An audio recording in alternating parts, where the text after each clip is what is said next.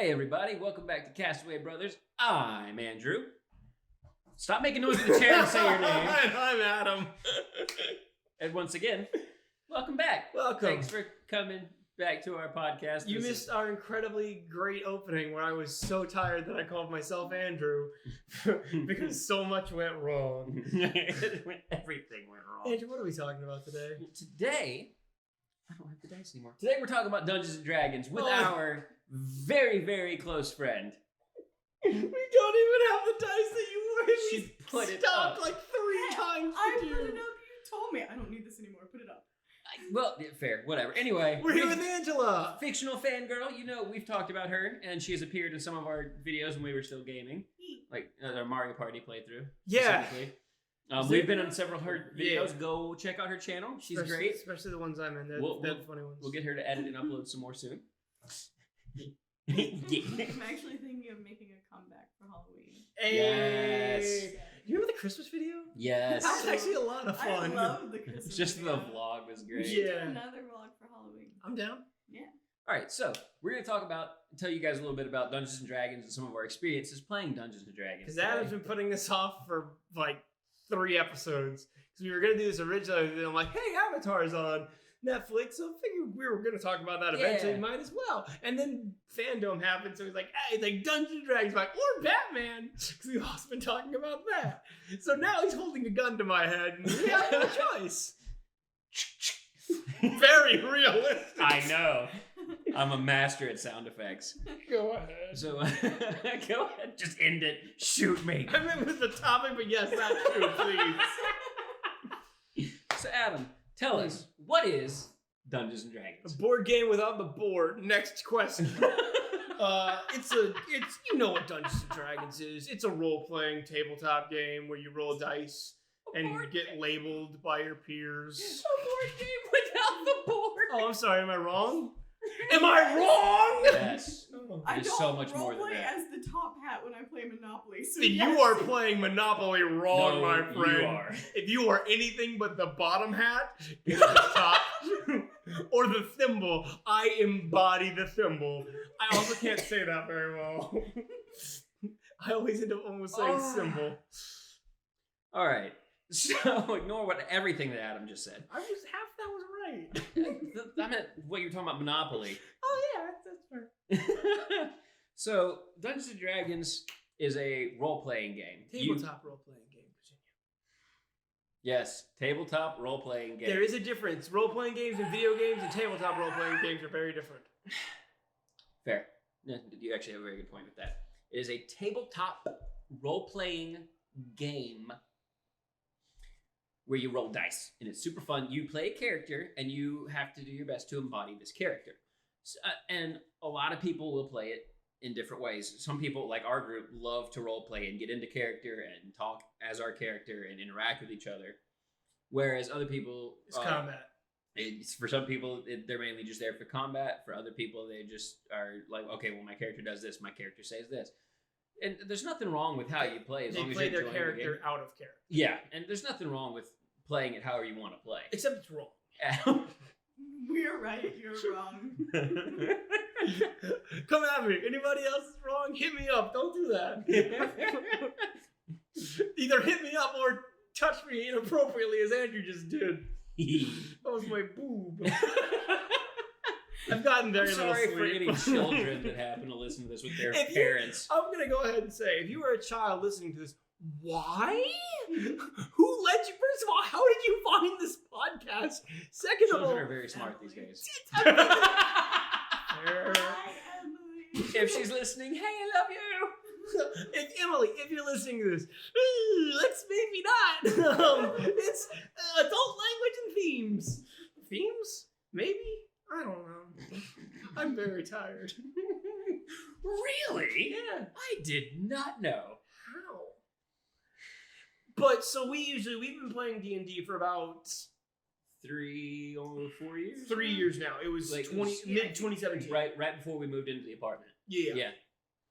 I missed that And apartment. basically, we have, with the few exception of weeks here and there, have been playing at least once a week for those 3 years. Mhm. It's Sometimes multiple a times. lot of time. There was lately. there were especially like around early to mid 2019. There were times we were playing almost every day, like when we were in our Naruto campaign. Yeah. And that's Now, how we met. Was through. Yeah, that's how we met. That's how we met, Larry. I had and no Angela. idea Andrew was my brother until we. Long lost siblings finally reunited through a role playing. It was weird. We lived in the same house and everything. We just had never met. That's how you really met. That's how we met. That's how we connected. It's not not like we a always just- spiritual level. But yeah, no, that's how we met. Like all of our closest friends just right now. about. At least in this area. With the exception of Nate. I met him at work and Yeah. he became part of the family instantly. Yeah. Anyway. But yeah, that's how Angela met the tragedy that is the Wilsons. And my life has never been the same. That's fair. Accurate. For better or worse, accurate. Oh boy. But yeah, that's kind of what. That was the worst explanation I think we could do of Dungeons and Dragons, but here we Probably. are. Medieval fantasy. Think Lord of the Rings. It's that. Board game without the board. There are many types and of goodness. There are a lot of tabletop RPGs out there. Is what I'm trying to say, and a Yeah. lot of them actually use different systems on how you roll for dice and things. Everything. We're playing one right now. It's called Vaesen. It's a Nordic horror RPG. It's Vaesen. I know it's fascinating. Actually, we play it on Twitch every Tuesday at 10. If you want to go check that out. Twitch.tv/when can we play? That, and it's also uploaded to YouTube. When can we afterwards. play? Is it when can we play? I I wasn't sure. YouTube.com/when can we play. I wasn't sure I'm if it was definitely when not can we checking that play. right now. Continue talking. I didn't know if it was When Complete Play or 3, 2, 1. I'm totally a fan. I know it is. It's when can we play? Okay. It's not that I doubt you. You doubt me. I do doubt you. Yeah, wow. But that actually uses a D6 system where all you roll are your normal 6-sided dice. And you just roll a certain number of them depending on your stats. Whereas with D&D, mostly you roll a D20, the 20-sided die. Right. And you do that for your skill checks, and you will add different modifiers depending on your stat level. But then, depending on your weapon, if you're in combat or whatever, you will, or magic spells, you will roll different other different dice for Damage. Yeah. So it's fun. I like D&D. I just like rolling different dice because D4s, D6s, you know. The D20 system is by far my favorite. Same. But like I definitely do have an appreciation for the Vaesen system. Oh yeah, for sure. But yeah, because there's I know basically I think Pathfinder is essentially D&D 3.5. Yeah. And they just stuck with that. And then I know there's Starfield, is it? The Starcraft? Starfinder. No. It's Starfinder. Pathfinder in space. Okay, yeah. I've played that. That was pretty fun. There's Warhammer 40K. Mhm. There's that. No. There's a Sailor Moon tabletop RPG. Did you know that? There's literally Yes. Cyberpunk. Yeah. Cyberpunk. Oh yeah, All Cyberpunk. All right, closing doors in the background. Spooky. It's a hilarious. haunted podcast. I mean, yeah, haunted podcast. Ooh. Anyways, There are all kind of tabletop RPGs that you can find out there And- for just about any genre. So, like, I'm sure there's a supernatural one. Whether- There's whether Star it's- Wars ones, multiple. whether it's like actually published or fan made, you can find a Homebrew. you can find a tabletop role playing system for any franchise you want, Pretty much. which makes it Most of them so much fun because then it's super easy to just add your own flavor. Like one I've been doing lately, it just goes off the basic D20 system and stuff. It is just Percy Jackson. Yeah. So It is so much fun. It was Especially- I came up with a list of gods because instead of making it one pantheon, Yeah. I decided to mix Greek, Roman, and Norse. Originally, it was going to be And he Egyptian as well, but I'm also like, oh wait, I know nothing about Egyptian mythology. And we didn't get to know which that's was what- our godly Yeah, parent. that's what I was getting to. Yeah. I made a list of all of them, and then I just We had to roll for it. you rolled to see what godly parent you got, and it's turned out pretty interesting. It was super fun. It's been chaotic because Angela and I both play in it along with Nate and our Abby and Aaron. Oh who yeah, are yeah, our Avatar. episode. Avatar. Abby all joined 5 in, of us play in that. Abby kind of joined in the midway through the first season, and then Aaron joined in the. I love that we call them seasons for each They're other. seasons. Aaron joined in the break between season 1 and 2, which is really good because that was his like first time ever playing, so that was a lot of fun. Mm-hmm.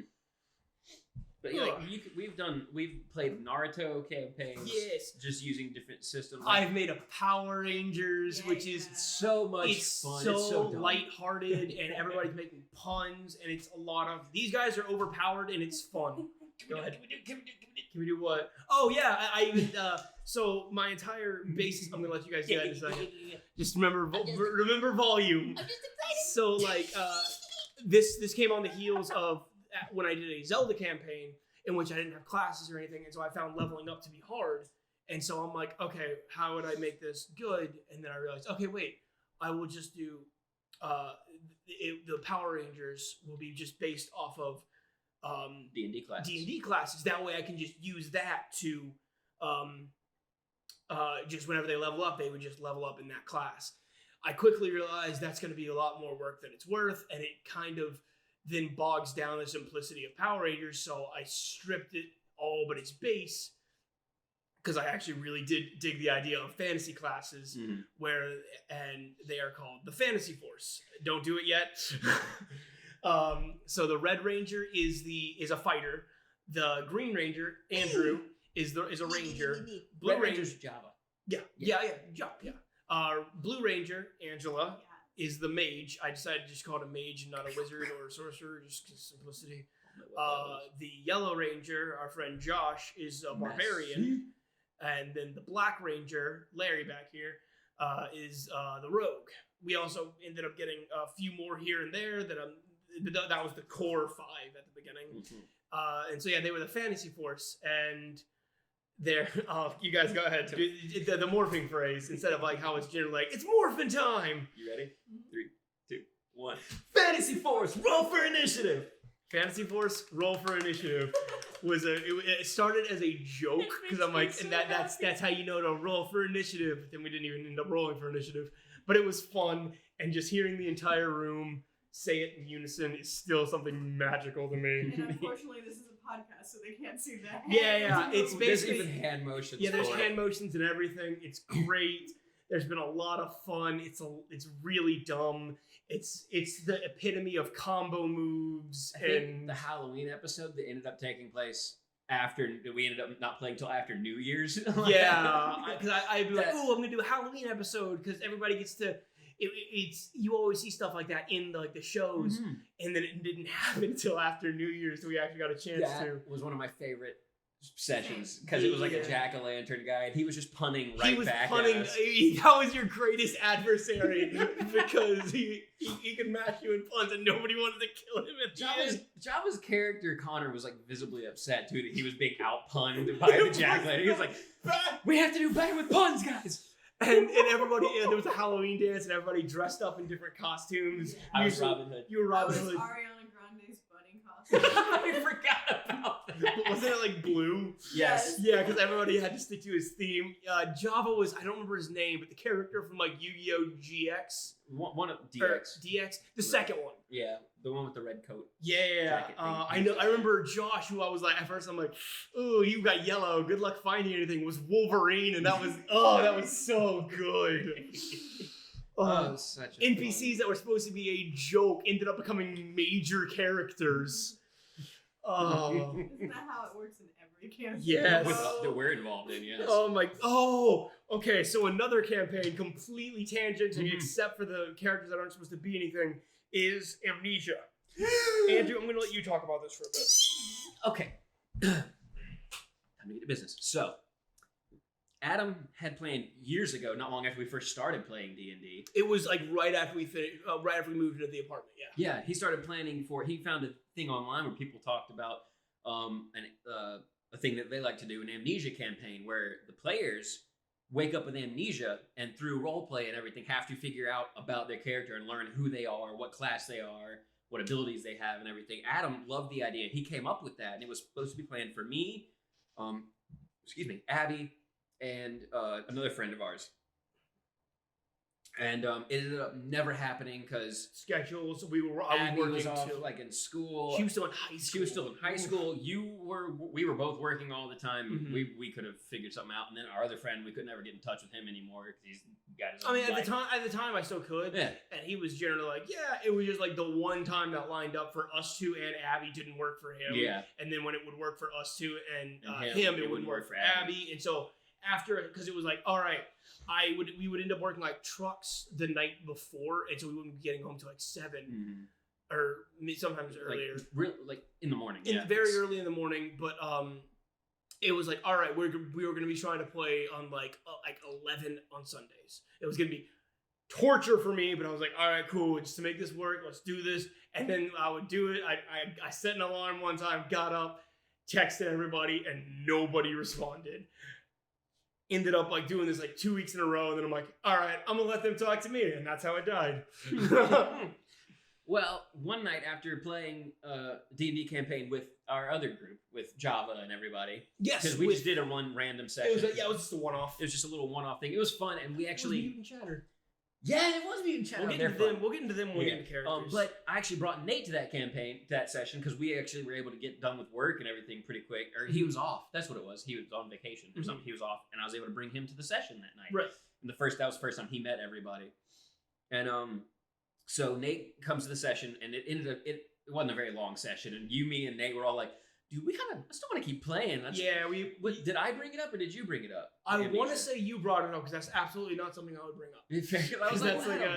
What about that amnesia campaign? The thing that I had nothing planned for. I was like, Andrew, don't put promises in my mouth. Well, I just suggested it was all I was trying to do, and I was like, I mean, do you think you can make a character for Nate real quick? If not, we can just play video games or something. Yeah, and it was like, I was like, I don't think so. And then we're like, cool, let's go play video games, and we went to eat like a pizza, and I started thinking, and I'm like, crap, I have a story. Crap, I have a character. So, turns out, because Adam had already made a character for me when he had been playing it in the beginning. So he came up with a story and a character for Nate. Did we talk about this campaign in the very first podcast? I think we may have talked about it a little bit. Okay, continue. But so the story was, we wake up, me and Nate, our characters wake up in a dungeon, in a cell, jail cell in this tower. And we're like, we don't know what's going on. We find out through an old man who's in the cell with us. Right. We've been experimented on, and for some reason that made us lose our memory. So that's cool. I'm a drow. Nate is a half-elf. Drow is like a dark elf. Yes, sorry. So we cause a prison riot. Old dude we thought sacrifices himself. He exploded. For all intents and purposes, sacrifices himself in an basically self-combusting and exploding, blowing up, open the door. Turns out he just teleported himself. We're not getting into that. Alternate dimension, but whatever. He opens the door for us. We take out the guard, take the weapons, go find the armory, get the rest of our weapons, get everybody else out, start a prison riot, get out. It's awesome. We're glossing over so much, but absolutely. you have to. We're not going to talk about the entire story, because comment if you'd like us to do a podcast on the entire story, because that could fill up. We would have to go back, talk about it off episode, and write everything down. I would absolutely have to do that, and we'd bring Nate in. But yes, basically at one point, they were breaking people out of another tower, and we had another person playing for a little bit with us, and he was in a cell. Okay, I was trying to remember exactly how it went. He was in a cell with a kid because he was a paladin, and I was trying to make sure he had a protective. Yeah, he had a protective instinct, and I'm like, nothing makes you more protective than, oh, there's a small child in danger. A small mute child. Oh, we yeah. come to find out. And that's because in basically he protected him. They got him out, and I'm like, I think someone made the comment like, man, he hasn't talked much. And I'm like, crap, he hasn't, because he wasn't supposed to be anything. So I'm like, oh, no, he opens his mouth and he has no tongue. Because we did what Angela does and adopted the kid. Yeah. We brought him in immediately. And he absolutely was not supposed to be anything except just, the mute child. And he has become so much more because... become the best character! He started really, Nate started taking a shine to him, so he started taking a shine to Nate, and he's become a little assassin. Let me tell what our characters are. My character ended up being a pirate captain. Yeah. Who's now, because of circumstances, not the captain, and I'm Yeah. upset. But still in the crew, still kicking ass. So that's fun. Pirate captain Nate's character is basically Edward Kenway with magic. Okay, the only reason he's Edward Kenway is because you were a pirate I captain. know, and it's great. He is an assassin. But he's an assassin with a shady history of some kind of almost like dark magic cult. But turns out the kid, because he was in a tower, was experimented on too and could basically do a black canary screech. Mhm. My character could stop time. Oh yeah, everybody And- gets special powers that were in there. And Nate's character can clone himself. Mhm. And it's so cool. Actually, Yeah. it's gotten to the point where I can rewind time just a little bit. Yeah. And Nate can do multiple clones now. The powers are you have to, like, evolving along yeah, with you have to them. roll well enough. But it's been super fun. He's even brought in some Monster Hunter monsters for That's us to the fight. next arc, yeah. What do you mean next arc? We already fought the Otogaron in The previous. current arc Yeah. going on. But no. Anyways. But like both the kid, his name is Savon, and then this girl that Nate ended up saving just because it was supposed to give him something Vice. to do. Yeah, Vice, who ended up like, and I just kind of, all right, you're a plot point now. Your brother's in danger. They're part of the crew now. You hate it, but you know you love it. Because the it's only NPCs so- that were supposed to matter were the like 5 main members of my crew. Even then, they were supposed to be almost background It characters. was Pin, my first mate, who's now the captain. Mm-hmm. Sonette, who is the shipwright and the carpenter. He's the Yeah, My he's brain. the ship fixer. Yeah, he fixes ships. Falel, who is the wonderful elf navigator who talks like this all the time because he's always very He's very energized. energetic, so sometimes he just talks like this. Doesn't exactly know what he's saying sometimes, but sometimes he just talks and he still gets the point across, but sometimes it's a little too much. All right, now Magnus, Oh my gosh. do it. All right, I'm gonna actually scoot back a little bit. Captain! What are we fighting? What are we fighting? He is the dwarf blacksmith on our he ship went through so much because crap. we have an actual blacksmith forge on There's the this pirate ship. because it's D&D, I can make it whatever I want. There's a literal forge on a ship. It's great. And then somebody that we actually recruited that I basically forced into my crew. Oh yeah, I forgot. Tajin the medic. Tajin was just because it's like, hey, we keep almost dying. Can we We get need somebody a to medic. make us not? Basically forced him into the crew, but he has grown to accept it and care about most of the crew. Mhm. So it's been fun. And- Yeah. And there's other people who just evolved as it go, and you're just like, there's too many people. Stop. It's fun. Angela, Yeah. what's your favorite campaign you've ever been part of? Yeah. Oh wow, pressure. Put on the spot. My favorite. That's hard.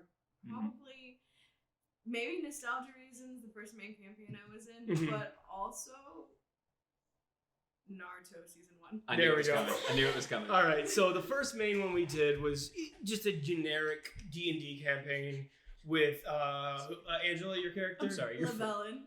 That's the name of her Dragon Age character, correct? That's the name of most of her fantasy characters. Before I'm then. aware of that. Well, it wasn't her name. It's just what she was called. But it's like her title if you play as an elf in Dragon Age Inquisition. So, I don't remember if it's just Solus. Yeah, I think it's just Solus calls you Lavellin. So like, I came into D&D not knowing anything about D&D, a role-playing game. Oh no, I'm panicking. I need a name for this character. I've been playing Dragon Age Inquisition constantly. Oh, Lavellin. Yeah, cool. It's one of those names that like just it's a spur of the moment, and then you really attach to it. I've had quite a few like that. Your first session in that. Oh my gosh! All right, so I didn't get into like the third session, I think, Something like that. but because Andrew had already jumped in at that one, even though I had been. Hello. I was low key mad at him because I'm like, I've been following D&D for like a year now. I would love to play. Hey Adam, I played D&D yesterday. Ow! And yeah, you were Callow the Bard. Started out correct? as a bard, didn't know how to play a bard well at first, and then ended up becoming a sorcerer later. Mhm. But yes, I was Callow the bard. My first session actually went really well. We were fighting these goblins, chased them up a tower just for this short story because this connects to a bunch of crap that happened later that I missed a lot of actually. Mhm. But so we end up cornering these goblins in a room, and we have is me. Josh the Yellow Ranger. Yeah. Another Josh Sheik, who was a ranger in this. Right. Josh was barbarian. He was statue breaker. Darmore. Oh my Darmore gosh. the statue breaker. He wasn't statue breaker yet. And Zach. Yes, Zach, who's just a fighter. Right. I think, yeah. But so it was the four of us, and we're like, all right, what do we do now? And the ranger, as a ranger, you get a the enemy thing. Favorite enemy. Yeah, where you know everything about that. You get there, so he can speak Goblin, and so I had a disguise kit in my equipment, and I'm like, all right, guys, I got an idea. And so they're like, all right. So I'm like, you speak Goblin, right? He's like, yes. So I was like, okay, I have this disguise kit. I make you look like a goblin. You go in there, see what we're up against. That's as far as I got. So we know what we're up against, so we can figure out if we can go in there and take them or whatever. And he was like, all right, let me get this straight. You want to make me look like a goblin so I can go in there just so we can see how many goblins we're facing? Yes. I love it. Let's do it. And I'm like, yes. And I did it, and it worked because he went into all these goblins. There was a goblin king. I don't know. Goblin Lord. Something like that. It was a bigger goblin that's like in control. And so he goes in there amidst all these goblins, and he's like, yes, I am Goblin. Mm-hmm. Yes, hello, fellow goblin. How do you do, goblin? Flamio Hotman.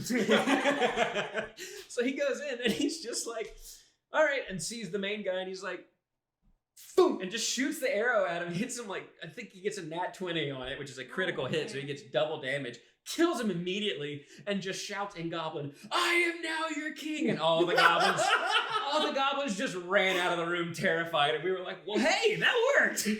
That's still one of my greatest ideas ever in a D&D campaign. That's actually really similar to one of the first stories I remember of Lavellen, because I don't remember much of her early days because there were so many people at the time when I joined. Yeah, and it just kind of thinned out as we went to the main group now. But Lavellen started off as like a Robin Hood type rogue, very generic because I didn't know what I was doing. So I started off really generic, and then she formed into an actual character. But into a mother. Yes.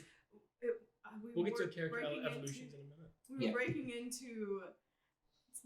She wasn't Medusa. What are the creatures called? Gorgon? Yes, it was one of those. Oh, Beholder. The eyes with the eyes. No, like actually turns you into a statue. What? Like it's Medusa. Medusa, okay. yeah. But well, the type of creature she is a Gorgon. You're right. I was thinking Fury, and I'm like, I don't think that's right. Well, okay, so we're in this yard full of statues of people who have been turned, and everyone else is like, well, I guess we could just like fight the guards, or we can just like break in, and I'm just like, have a disguise kit. So I painted myself to look like a statue, and I was rolling to sneak, and every time a guard would come by, I would have to pose. So basically, Kronk and Emperor's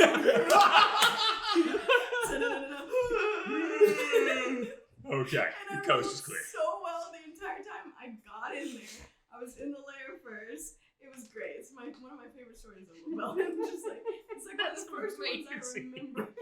I get that because especially in the early campaign of that one, there were at least 15 people that would come in and out. So in the higher people sessions, it was hard to do anything. The bigger sessions. Yeah. It was hard to do anything. It really it was very easy to get lost among everything and just kind of. That's why my character, Caldor, who ended up being the half-brother of Callow, which we made in the car on the way to the session, was also a rogue. That's why for the longest time, I only knew Angela as the other rogue. the better rogue. Because he was so bad at being a rogue because I didn't do my stats quite right. You just made me spit my drink out. You're welcome. But I was, especially because whenever we play, I was usually working and would be able to get the last hour of the session. At most. And so it's like, I get there when everything's already going down and happening, and it's just... Caldor would just be like, at the end of one session, like, all right, we're doing this thing. Next session, he's off doing something and shows up. I'm here in the time, and I didn't help. But he was a rogue, and you were talking about yours was a Robin Hood generic type. Mine was even more generic. I look after myself and my brother. I don't care if anybody else gets hurt. He was supposed to be so edgy. I'm so glad. Play him edgy at all. You just were always. I did at the very beginning because I walked in because you weren't in the previous session. So you had just been drunk at the tavern or whatever. Oh, yeah. I walk in, see you there, and start dunking your head in water. And the barkeep comes up and just like, what are you doing? And I'm like, you didn't see anything. And which he ended up calling the guards on me later. So I'm like, I remember that now. Because you were like, I'm doing the whole pheasant with an ego. Exactly. It was exactly that. But because then later when the square and stuff's going on, I'm kind of just chilling there. He's like, Adam, roll perception. I rolled good enough. He's like, you see the guy that you threatened earlier? I did end up giving him gold, but I still threatened him. He's with guards and points at me, and I just go, hey guys, maybe we should go. But my first session, we're crawling through some kind of dungeon or something. I find this, like, there's this pit at the bottom, or like there's this pit, like it's kind of like, I think this stone almost looks like liquid. I think it's supposed to almost like Mario 64. It was described in a very strange way. We didn't fully comprehend what he was saying. You thought it was like a portal to somewhere, or a lake, or a water, or something. Because I want to say I tossed a rock down and heard it hit the bottom. So I'm like, all right, cool, it's not that bad. And I just jump in. I didn't realize it was like 100 feet in the air.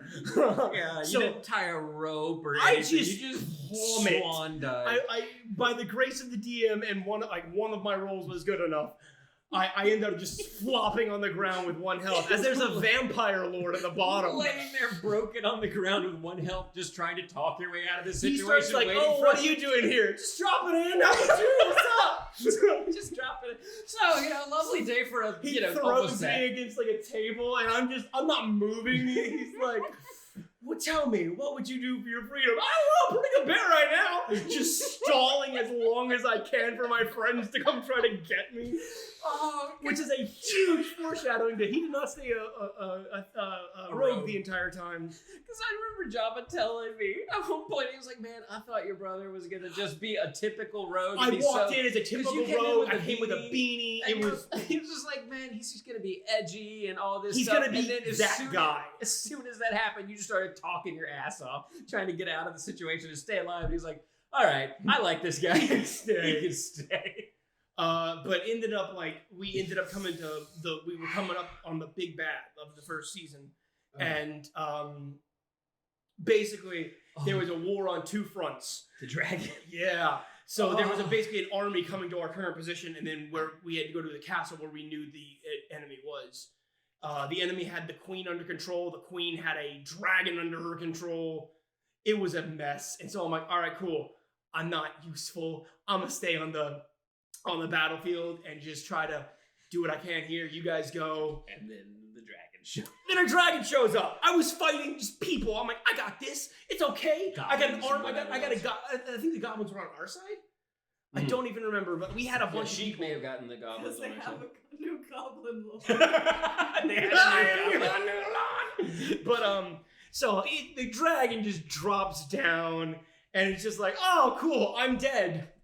I'm just gonna die. And then I start bartering with the dragon because Andrew at this point had like a coin the dragon wanted or something. I had taken a coin from its hoard or something. And I was don't basically remember like, hey, my brother has a coin of yours, and if no harm comes to me, it shall go back to your hands. And he goes, I don't care about a single coin. But then he's like, General Tao. I'm getting to that. Then he just starts like stomping towards me and just like, and of course you wouldn't care about it. Why was somebody as mighty as yourself just like lowers to 1 measly coin? He kind of stops and he goes, go on. And I start, of course, the streets run red with the blood. The blood is red as your scales. Everything dreams to be even half a fraction of as terrifying as you are. I do remember at one point he specifically asked, have you ever seen anything as beautiful as me? And then I just took that Truly and ran. And then he was satisfied with my ass kissery. And so he's like, would you like to see something amazing? And I'm like, shit. Yes! So then, like, against my better judgment. And he lifts up his head, and I see fire building in his throat. And then a man who had been tormenting us the entire time on the opposite side of the battlefield, because he had been at odds with us for a while. I just point at him and go, he took your treasure! He said he was going to steal all your treasure. Something along those lines. The dragon just stopped, and Java's head falls into feet and goes, yeah, he's dead. He's dead. He's gone. The dragon just stops, looks at the guy, and incinerates him. That was a beautiful session. Flash forward to when we're at the big bad, the demon Oni, the Oni. You and the others catch up to where I know I was there. I don't remember who else was there, but I know I was there. The Oni was controlling the queen. Yeah, you were definitely there because I remember your health bow being in.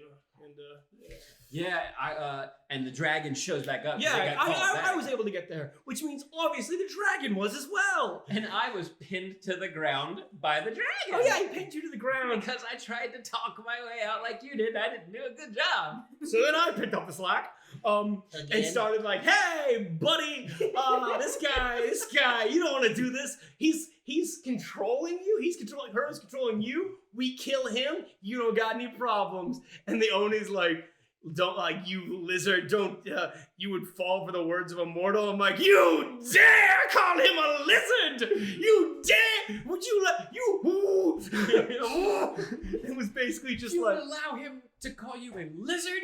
you, the mightiest of creature, would stand for something so puny, calling you something even punier?" And Josh is like, "It's not gonna work, but like, just roll persuasion. Roll persuasion, nat 20. He's like, "The only way it works is if you get a nat 20. And he rolls a nat 20 and Java just, his face hit the table. And so we didn't fight the big bad. Because the dragon just killed it. And destroyed the castle, crumbling on top of himself. And that's when I realized I found my strength. Bullshitting. You became a bard. You became a bard. And I had started really liking using the magic spells, so I just turned Callow into a sorcerer. Right. And that was fun. Kaldor ended up becoming the king of an ancient organization called the Light, who was like all powerful and became almost like a demigod at one point. We were also the only surviving member at one point. I was king by default.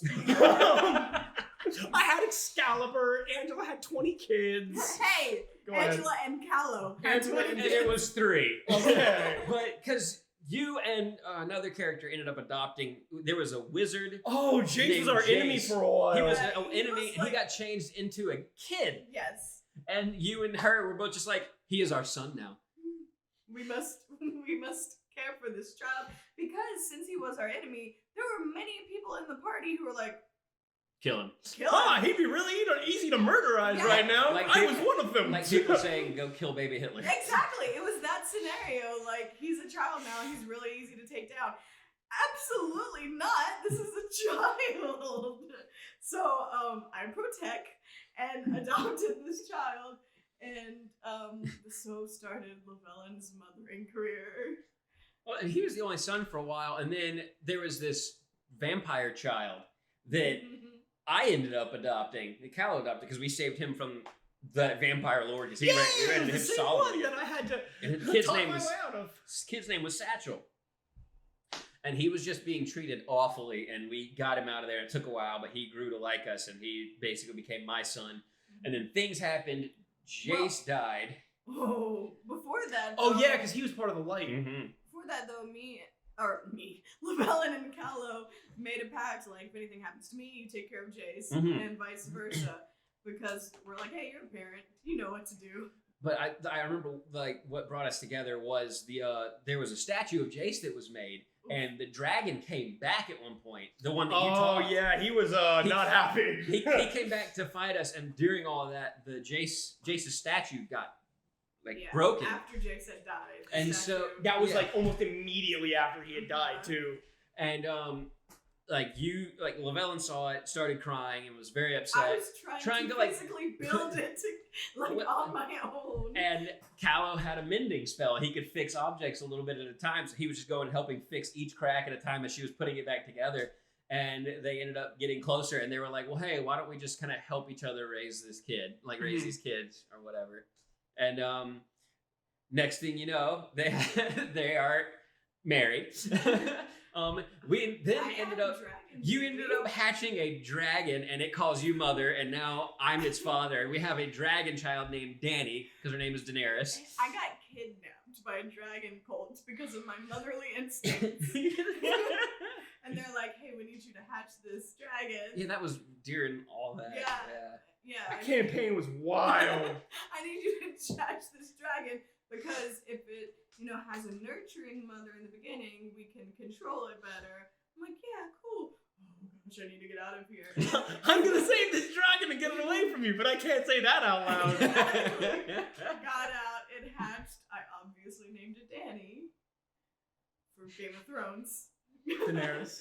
And yeah, that's how I got a dragon. And it can shift into human form, right? Mhm. Yes. And then we come back to these characters, and it's been a couple years for these characters. It was like a couple months, I think, or whatever. We started doing that multiverse Oh thing yeah. where we were trying to bring like, all of the campaigns together.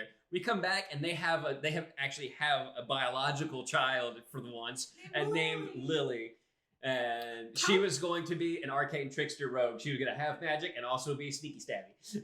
that campaign kind of ended up stopping. Yeah, but we still have our child. Dude, and Children. I think I had a child because I was like, I want one. Jet. I had a werewolf kid. Werewolf. He was not nearly as prominent as any of their kids. Him, He was Jace, fun. and Satchel. Him, the vampire, and the wizard. All three are just the best of friends. I They know are- what, No, like, it wasn't It Jace.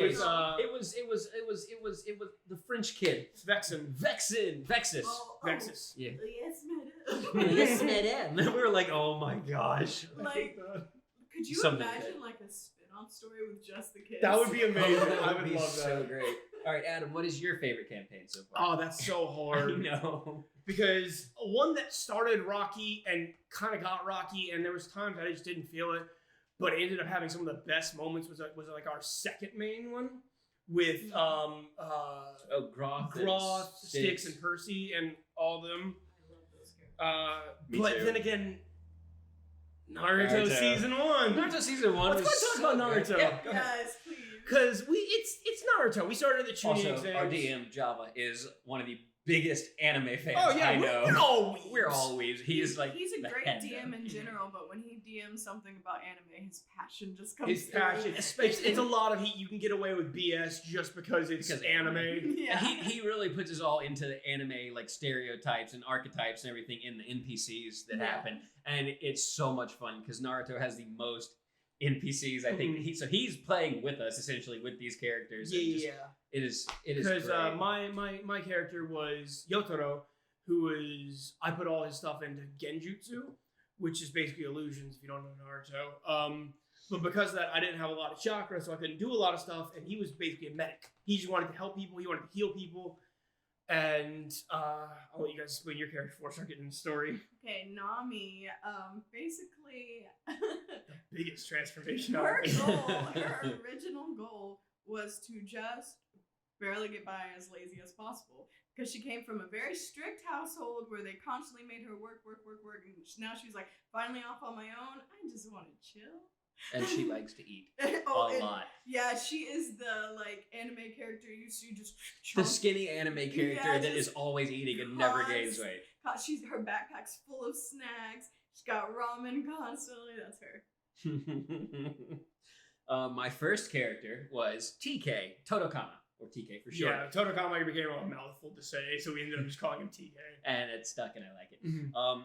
He was a ball of electric anger. Yes. Oh my gosh. He was. used lightning jutsu Yeah. stuff, lightning style. And yeah, he just would like electrify his kunai and go at it and kill people in one hit. He did not have a lot of health. His But entire I- thing was kill them before they can kill I me. was a glass cannon. I was fast. I could hit hard, but I couldn't take many hits. Mhm. And then he ended up getting a Renegon. Oh my god. So we're not getting that yet because first we have to talk about Frost.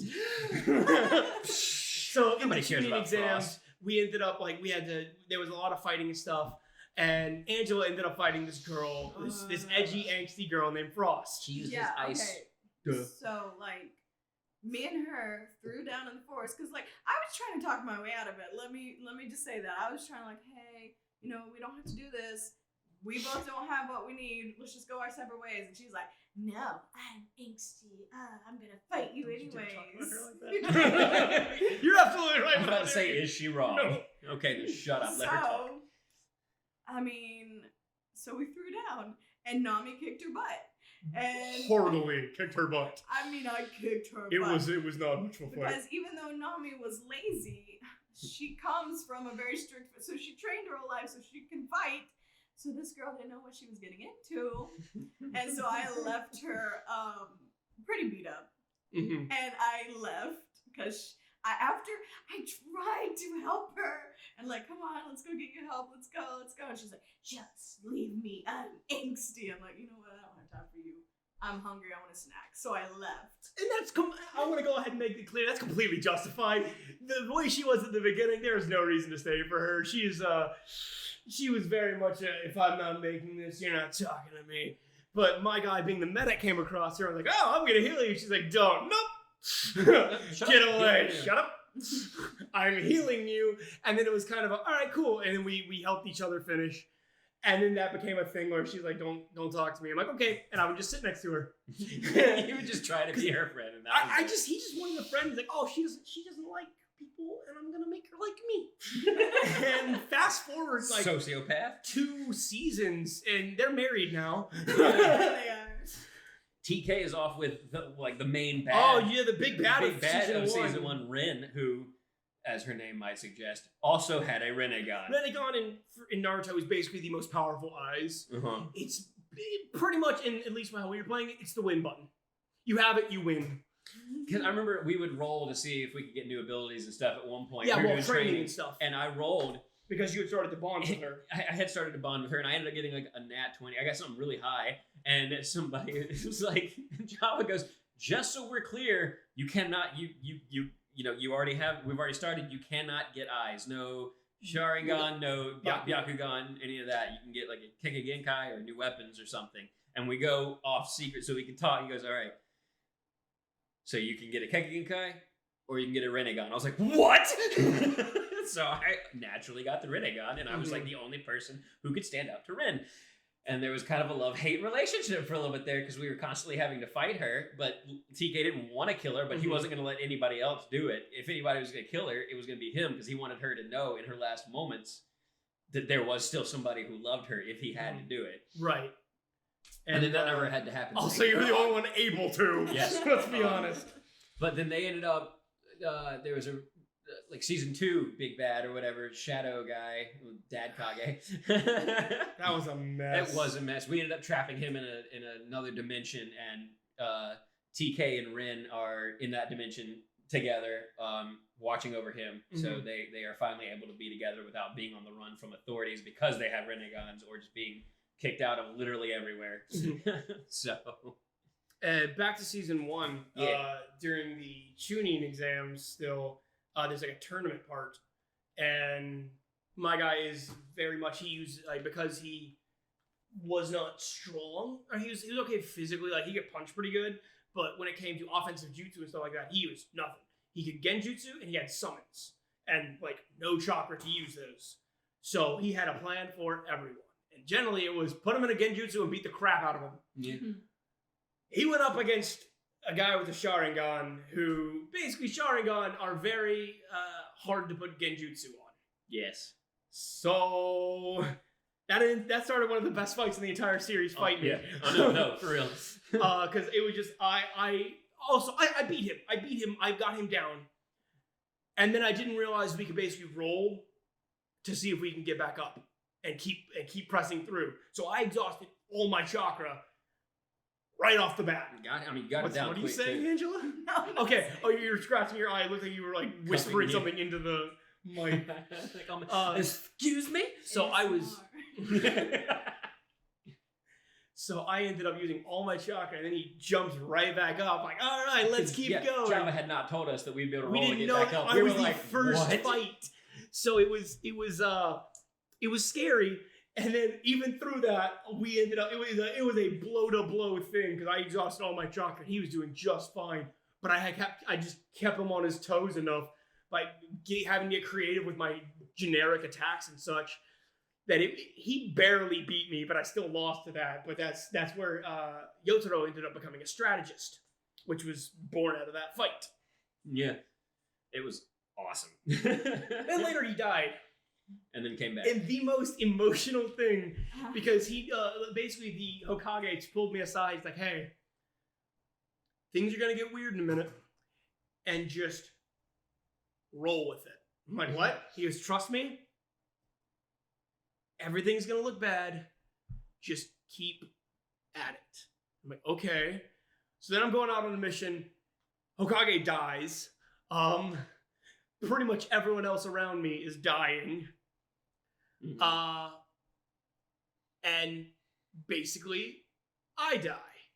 And Java. Frost turns off her emotions. Oh, we're not getting into that. Because Job had taken me aside. He's like, hey, I want to do something really cool. Would you be okay if Yotaro died? I don't remember if he told me it was temporary or not. But I was like, because he's like, it's going to be really good. Because after the entire Renegon art thing, he's like, I am not strong enough. I have to learn Sage Jutsu. Because that's the only thing obtainable that he could probably get to keep him on the level of somebody like that. Mhm. And basically, when he died, he basically got sealed away to train with the Hokage to do Sage Jutsu. So while he was dead, he wasn't actually dead.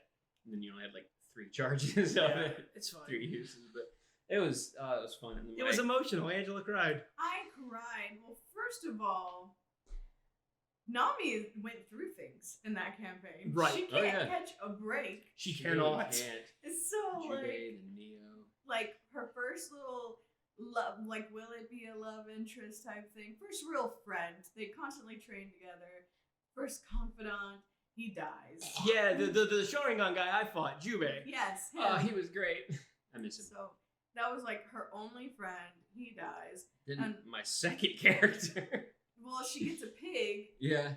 and who I call Pikachu because it has electric. Oh powers. yeah, Pikachu's amazing. And that becomes like my best friend.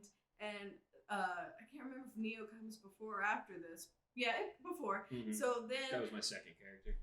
Andrew's character Neo comes, and they bond really well. Neo's really there for her in her hard times, and then He sacrificed himself to save somebody else. so Hanza. he dies, and then basically I had to murder my pig. To be able to keep, to be able to basically get the power necessary to keep fighting. Yeah, because Yeah. I got a Sharingan, but Mhm. I needed You another needed the one, Mangekyo. which my pig had, so I needed to murder. Murder. You had to murderize your pig. So first best friend / Yeah. maybe eventually love interest dead. Neo, second best friend, dead. Pig, dead. So And then Yotaro and dies. then, I think the same session I killed my pig. I come back from because I got pulled off to the Yeah, side. I think it was the same session that Neo sacrificed himself. Yeah. I think that was at the end of that session. Yeah. No, that was the next session because it was at the funeral where the shadows started taking over. Oh, that's right. Yotaro's funeral. Yeah. Mhm. Okay. So I just come back from killing my pig, and Yotaro's dead, and I lost She it. cried, and then the 'Cause that shadows was happened, also- and then Neo sacrificed himself, and Nami was not okay for a little That was while. also the first time one of our characters had died and not like. Basically, either we had not been, everybody else had not been like forewarned, or something happened. Yeah. When because it was kind of it was a little unfair. Like the entire thing was unfair. I want to make that 100% clear. Yeah. It was an unfair fight. So the fact that I lost is not shocking. But at the end of the session, it wasn't, oh, you're in another realm now, or you still have a way to fight back, or this or that, or whatever. It was just, he's dead. Mhm. And Yeah. so it was that one that hurt everyone except me. And I had to keep quiet I was about like it. going over there and hugging you. I It's felt like- so I guilty. was like, he has to be so. I'm upset. It's not even my character. He has to be miserable. So I was like going over there and trying to comfort you, and you knew. I know. If you guys could see the glare she just Oh, gave out, it's like I felt so bad, because I was like, deserved. they're like, how, like, because people go like, how you doing? I'm like, I'm still processing, like, because he ended up coming back in spectacular fashion. Yes. It was because basically they were the somebody infiltrated a place just to open it up, and I'm like, cool, What was pop it one of those Karu's charges. character said when you showed up? You're like, are Oh, you 'cause- with Kobu? Because it was with the Kobu, basically the Anbu, the Black Ops, the secret agents or whatever. Most of them had betrayed the Hokage, and so in turn betrayed me. Our friend Kareem, he comes in, and he's apparently part of them, but I've forgotten that certain ones were still okay. And so he comes in, dressed head to toe in the Kobu gear, frees me, and I just look at him and go, are you part of the, I'm like, who, Because after I had done something, there other people would come in. I activated Seijutsu, blasted them away, looked at him, and just went like, "Are you with the Kobo?" He goes, "Shit, I'm with you." What side are you on? I'm there. But ended up just wiping out the entire camp of Black Ops. I love Kareem. I'm glad that Kareem's able to play with us now. Yeah. Because he didn't live here for a while. Right. Now he moved back and he's part of our group. It's fun. But let me talk about Neo for a second. Yeah. He was my second character after season 1. TK, having the Renegon, couldn't stay in the village anymore. He had to go out, and he was like on his own mission looking for Rin to try to keep her in check and keep everywhere else safe from her. So I had to bring in a new character, and his name is Neo, and he is a swordsman. He has no jutsu, very little chakra. He's not good with jutsu. He's not good with... Well, he originally was good with genjutsu, but we changed the system a little bit, and now he's not. But he is a swordsman. He uses a sword and is also very good at taijutsu as well. Fighter. He is a fighter. And he is trying to establish the legendary 7 swordsman. He wants to become one and start his own 7 swordsman. So that's fun. And he became very good friends with Nami. And then he died from the shadows. And then he came back. And then he died. No, he didn't die. Yet. Yeah. A lot of crap's gone on over there. That's been a crazy campaign, but it's been fun. Nami had the biggest character transformation, I think. Oh my gosh, yes. From I'm lazy to don't touch my friends! Literally, I think Java hated me a bit in the beginning because the way I forget the very first little tournament thing we did where we were in a little ring and basically all we had to do was knock the other person out. Yeah, that's the tuning exam tournament. Yeah, because you just went over, just pushed them out of the ring. I literally just pushed the other person out, and the look Java gave me. I mean, did I break the rules? I don't think so. So, Nami had a ton of chakra, and she used to. And she just kicked. Our new system has kind of made things weird. We're trying to... Yeah, we're adjusting. But she kicked butt constantly. When she would and then everybody was still so surprised every time. Then she would get into a tournament, and she would be kicking everybody's butt. She would kick this one character who everyone was thought was the best character. Violet. Nami kicked her butt, and they're like, no, it's because you had the pig. The officials in the tournament were like, you can't use your pig. I'm like, that guy's using a turtle. Fair. Why can't I use a pig? So then I did it again. I fought someone else without my pig, and I still kicked their butt. So Nami went from her Nindo in the beginning was to just barely get by, just be as lazy as possible, just have fun. And then her Nindo changed after constantly everyone being she can't do anything, to be prove her worth. And then eventually she did that. And so her Nindo she has achieved every Nindo she ever set out. She's still trying to figure out what her new Nindo is, isn't she? Yeah, because she's achieved them all, so now she's now what? So a little similar to TK. TK's original Nindo was to become the most powerful ninja ever. Yeah. And then somebody actually brought up to, okay, well then what then? What happens after that? He was like, So then his goal became to make sure to protect his friends. Yeah, I think that was Yotaro that talked to him. Yeah, probably. Because he actually lost in the tuning exams because he underestimated his opponent, and with his massive chakra stockpile, he had almost as much as Nami. He blew through it and still lost. And so that's why a friendship between TK and Yotaro began, because Yotaro started kind of training him in different things, and also hey, you're fighting first of all an unobtainable goal, because there is no way to determine if you're the strongest. I am definitely weaker than anyone here, and I still may beat some of them. So it was that, and just kind of then what you gotta have something solid, and so he helped with that, I think. Also, Yotaro got reworked 7 times. Yeah, because originally it was he was a medic, and he was then a Larry's character came in, who's a better medic. He just gave Larry a look. Larry's sitting over. He was just a better medic, and I hated it. But also because originally he's a lot of it was just rely on fists if you had to fight, and then the system we were doing that got nerfed, so fists didn't work as well anymore. So then I had to keep finding alternate ways to fight, and it just kept working less and less.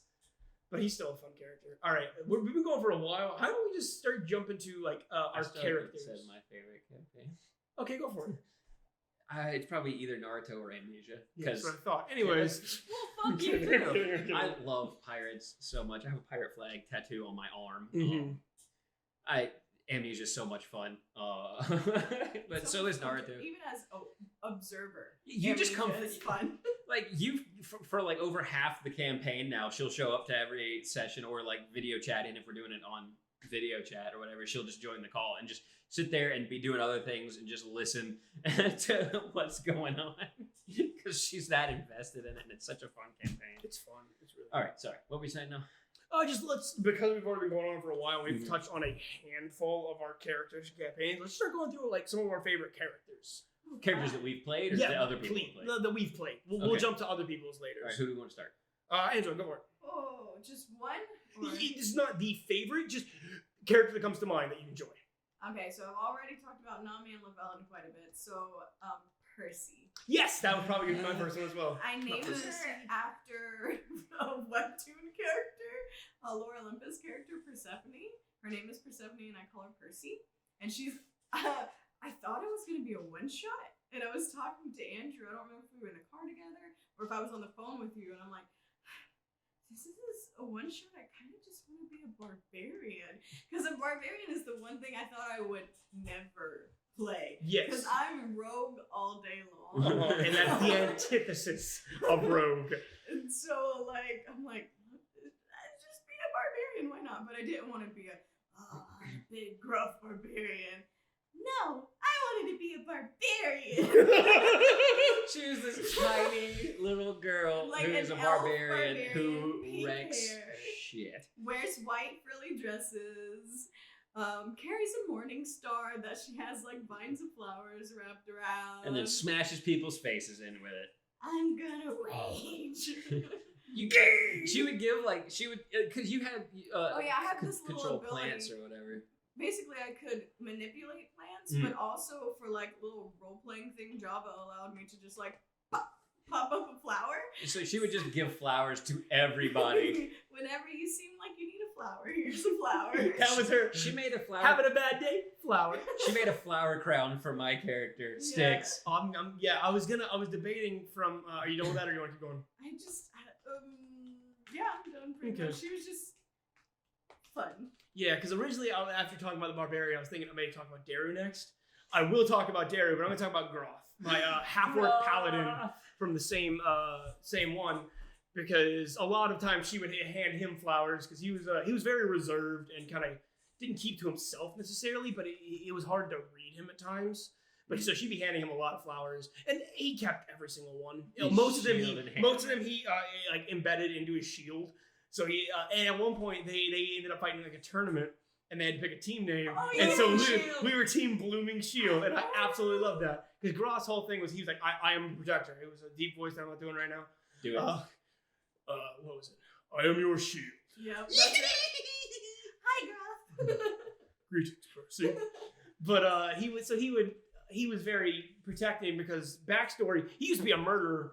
He was a bandit murderer that was just a barbarian that walked around with a spike club, had orc brothers, and just killed. He killed people left and right. He'd go to village, pillage them, destroy them. He didn't care. And then he ended up kind of like somebody had changed him. It was like, hey, why? It's like, because I want to, because I can. Sounds boring. It was basically the only person that wasn't scared to die from him, like kind of Like a changed him. halfling. It was a little halfling, and she was a cleric at the Church of Boldre, who was the goddess of like home. And so he ended up kind of turning his life around, and then was like, so he became a paladin and wanted to basically repent for all he had done, because in his mind he'd never change he could never make up for all the lives he took. But he ended up, so that's very much like your life is more important than mine. So he would always be trying to front line, shield it. It didn't work too well. He always got hit. He had the highest AC of everybody and still got hit. But he went through some good growth. I'm trying to remember anything else about him. He was a half orc. Yeah, half orc. I think I said that. I don't remember if he did or not. But yeah, that was pretty much it. He kept cool. all her flowers and usually put them in his shield or in his hair. Or his, like, behind the ear. He didn't have a lot of hair. Yeah. Let's see. I've talked about Callow. I've talked about TK and Neo. I've talked about Coda. Are you not gonna talk about sticks? No, I was about to bring him up. I was just like, am I going with sticks or somebody else? No, sticks. Because we don't have Same. to like. Because I was just gonna keep rounding around because we keep talking about characters. Okay, cool. Then yeah, Sticks. He's from the same campaign. Yes. He was a tiefling who ended up actually trying to be like a Robin Hood type character and like was in like the whole campaign to try to get money to go help these different towns and everything. He was a ranger. It was super fun. He had a longbow and he was a beast. Like he was taking people out left and right. In when he could actually start constantly. getting hits, he was doing amazing. It also helped. I got that bow where if I have ever hit any creature of that, that type of creature, I had advantage. So I had advantage on just about every enemy that we had, which is why. And if he didn't, all he needed was one hit. We ended up fighting all these different weird monsters. So all I had to do was like hit them once, and then I'd have advantage every time for everything else. It was so great. He was amazing. I had so much fun with him. Butted heads a lot with Kareem's character. Yes, for a while until he finally because he always thought the Kareem's character was always picking on him and making fun of him, which was all he knew from growing up. People always picked on him. Tieflings in the D&D world are very looked down upon. Yes. They're almost like half demon, and so people generally like kind of are racist towards them. And then he immediately liked Groth, your character, because hey, this is a man of religion, like this one time, but I never forgot it, so I trust this half orc over here. Back to Groth for a second, sorry, I'm gonna let you continue. I also remember one reason I did him is because in my the Paladin Oath I chose, he is not allowed to lie. Which Adam is very bad about playing a bard. No matter what I'm playing, I'll try to talk my way out of situations and stuff like that. So I'm like, if I can't lie, that's going to limit what I can do. It didn't all that much, but but that was one thing. Continue. But so he trusted Groth like immediately. He's like, okay, this guy's cool. And then this pink-haired little warrior child gives him a flower and it's like, you're cool. And he's like, you don't hate me. She wasn't a child. She looked like it. She wasn't like a full-grown elf woman. She just had a high-pitched voice. I always imagined her like up to my waist. Then Groth was tall as heck, so I don't know. Still, like this. He definitely didn't underestimate her, but height is not what he thought this she was. Elf of small stature as far as muscles go, carrying this mace, gives him a flower, and he's like, "What is this person?" And then she destroys people, and he's like, "Oh yeah, all right, cool."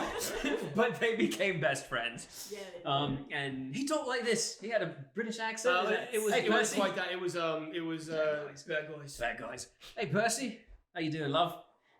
Hey Groth, good to see you, man. I feel like your accent's off. It's probably a love. It's been a while since we played him. It's been a while since I can get a character, but it was basically a British-ish accent, British Australian accent style, like British Australian Cockney. It's kind of a mix of all three. Yeah, it's whatever. But it was super fun. I loved playing him. I have never been so good at combat with any character than him. I think, and that was the closest would probably be Callow, and that's because he had very powerful spells. He had magic, which quickly got banned.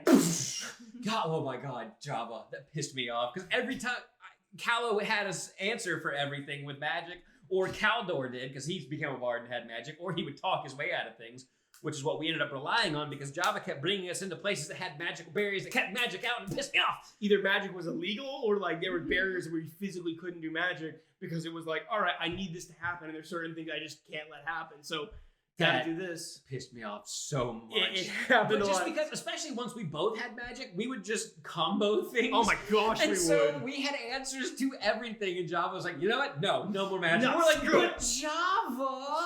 The Groth Sticks and Percy campaign was some of the. It's got some of my favorite characters simply because it has some of my favorite character growth. Yeah, that's why. Is because they like most of the time your characters. It feels kind of like they're forced to be friends. It's never a bad thing, but it's just, yeah, we're friends now. A lot of us, we were stuck together because of plot. Like there were certain things like, hey, we have to be together. And so there was a lot of butting heads. A lot of us didn't really like each other all that much at first. Nobody really trusted each other. We all ended up in the same situation because we all got hired by the same guy. We didn't know we all got hired by the same guy. Essentially to go do this thing, and we started this whole world-ending shit. Yeah, but so when at the end we all called each other family, it was the most earned thing. It was the most heartwarming thing. It was so beautiful. And I will always. I love that so Yes, much. because like in any other campaign, if my character would have gotten possessed by a demon, Oh, killer! because Percy did, I would forgot about that. have assumed like, okay, we're all partners here, we'll figure it out. She was scared to tell Groth. Because She Groth was very much demons kill him. The only thing he was still okay with killing. Yeah. Oh yeah, he used a hammer specifically so he didn't kill. I forgot that because he didn't want to do that anymore. And didn't aim for the head so that he wouldn't kill. Or Because he gave the head a little bunk. You can easily crack a skull. Angela, another character. Well, I was gonna do Clover, but she's very. I'll do Clover. So. Oh, Clover, the Star Wars campaign. Yeah, that's one of the reasons I'm like, wow, we haven't even talked about that yet. One thing actually reminded me of Clover earlier. When you were talking about the Medusa lady with the stones and Oh, you were yeah. sneaking through, it reminded me of when we were having to go through all the statues of the Star Wars campaign and she ended up seeing a picture of your character's butt and now has a crush on I it. forgot about that. My character Clover has a crush on Adam's Braid. character because there was Because like he has a nice ass. I don't remember why, but I It saw was- a picture okay, of your butt. So basically, there was a guy that's always messing with us, and we had to go get this like powerful object or whatever, and it was like in the middle of a lake, and so I'm like, all right, he's like, go get it, and for reasons I had to listen to him, so I'm like, all right, I guess so, and then he is like, wait, you got to take your clothes off. What? You got to take your clothes off to go get it. And at this point, I was so done with it. I'm like, sure, I and hated just that stripped character. naked and went. Fucking And Spencer. I just hear click, and he had taken a picture of me. Just You're like, there's nothing in this lake, is there? No. no, cool. Fuck you. He was kind of like cool, but she ended up later seeing the picture. Yeah, and what I did was I rolled a d20, and if it was like an 11 or higher, like depending on how high the number was, is how attractive Clover found Braig. And I don't remember. I think it was like a 17. I think it was high. above a 15. I remember yeah, that much. it was high. So now Clover, every time Braig's around, is like, oh hi. So anyway, now that we're done with that, tell us a little bit about who Percy is. You mean Clover? Clover. He's the Percy. They're I pretty know what I said.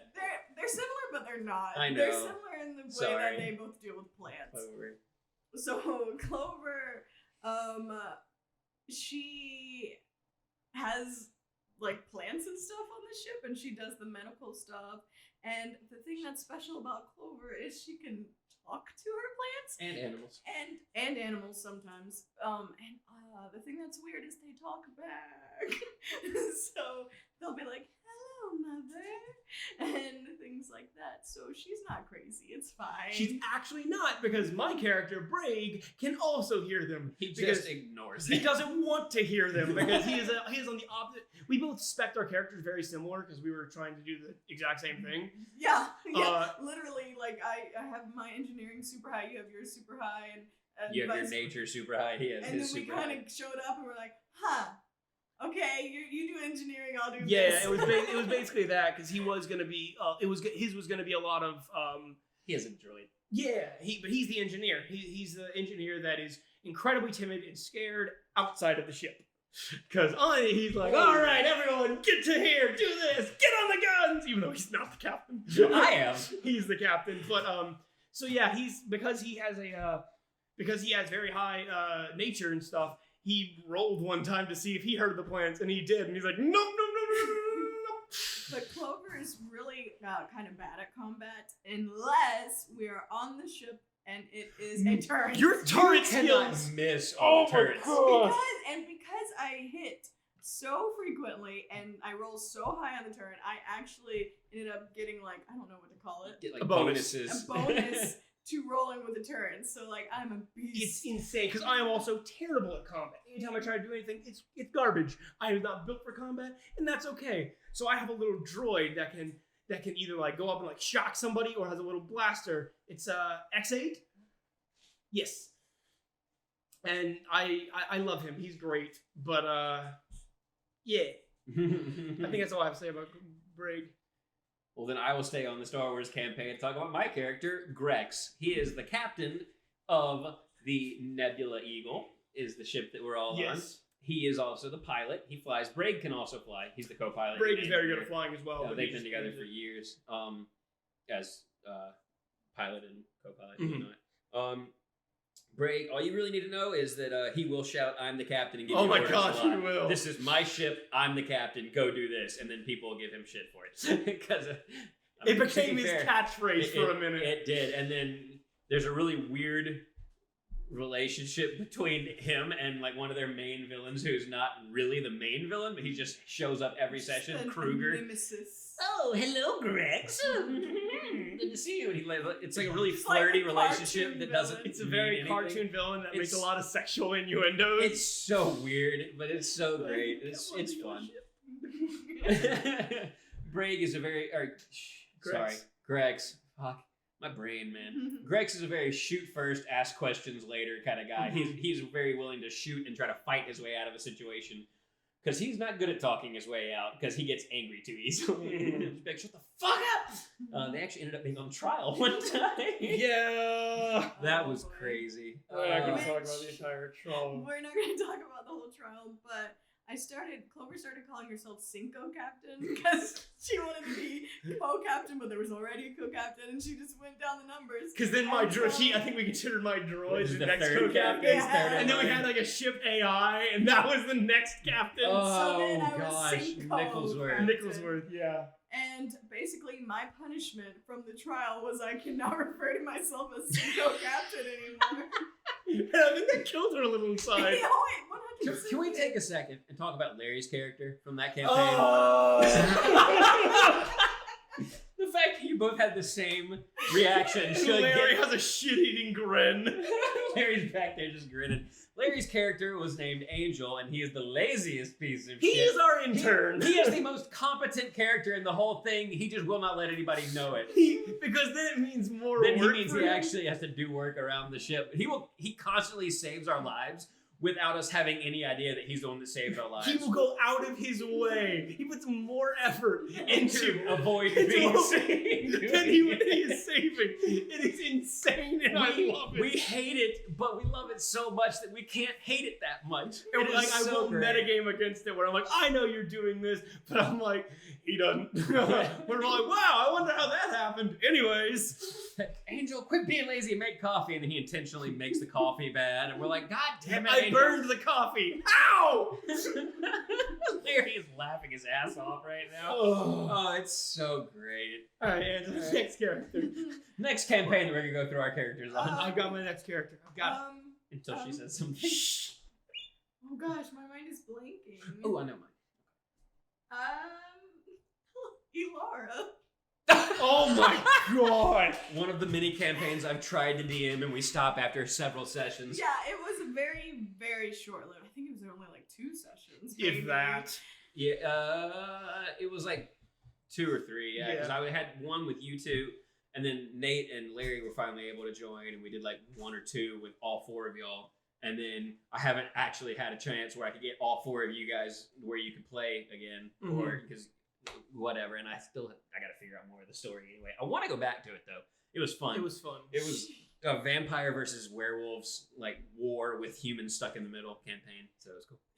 The reason I love her so much because she's so unlike any character I ever played. She is. She was very flirty, very like aggressively flirty. Not even a like, hey, how you doing? It was I'm gonna throw myself on you. Which made me, who was supposed to be like the king's royal advisor, because she was the princess. Yeah, you actually finally went back to an actual bard. Oh yeah, okay, you were like, I always play a bard anyway. Let's just do this. Yeah, whatever. let's go for it. And then he has to deal with that shit. Because he doesn't want part of any of this. She's like, all right, cool. What was your character? Edward? It was not Edward. I don't remember what it was. Edwin, I think. Something no, like that. I want to say. I remember Elric. Elric. Okay. No. It started with an E. Elric was my Attack on Titan character. That was Ulrich. I want to say it was Edward because I remember you doing like an Edward and an Elric. I'm pretty sure. I have it written down somewhere. I can check later. But yeah, she was a monk, and she was a party girl. Basically, think like stereotypical rich girl, like who has no responsibilities. That was her. So she's just Edgar, Edgar, that's the story. Okay. So she's a party girl.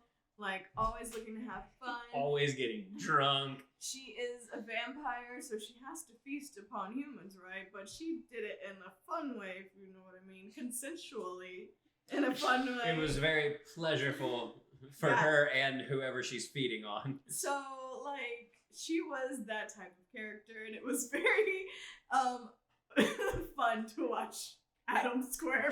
Edgar did not like a bit of it. Nate did too, because I know you said like one thing at least. At one point, he was just like, "All right, my character goes and sits down by the fire now." So, like, she had I remember, like, she would, like, mouth off to people. And as she started doing that, Edgar was like, why don't you just make a list of the people you want to call out later? So she's like, anytime someone make her mad, she would write down their names, right? And then she comes across, I don't remember who it is, I think it was an NPC, like a big bad werewolf. like a werewolf. And she flips the page and writes his name down. And they were like, you want to fight him? No, it's another list. And so began another list until you met Marion. Oh, What was her name? Tree Flower. Flower. That's what it was. So she fell in love. I still want to finish that song. I want to, because we started writing a song we about that. actually We need to wrote- finish it. She wrote. Okay, so Ilara fell in love with this girl. Was she a human? Yeah, she was a human. She was She's a ranger. human that didn't care anything about Ilara, but Ilara was. That's why she got That's smitten. what it was. I think like. I Ilara- will have you. Ilara was like, yeah.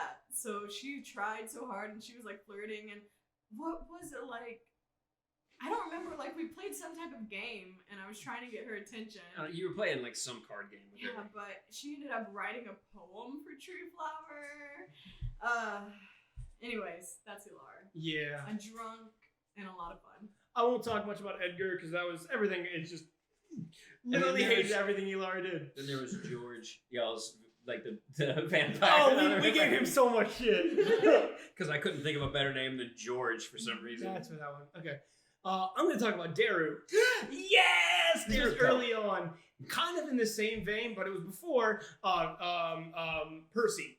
Where it's this, he was this kind of small kid that was a barbarian. This huge ass sword. Giant, like, cloud strife buster Buster sword. sword. Where he's just a giant sword on his back. Because he was essentially an anime protagonist. And what was his greeting line, Adam? Hi, I'm Daru, and I'm gonna kill a dragon!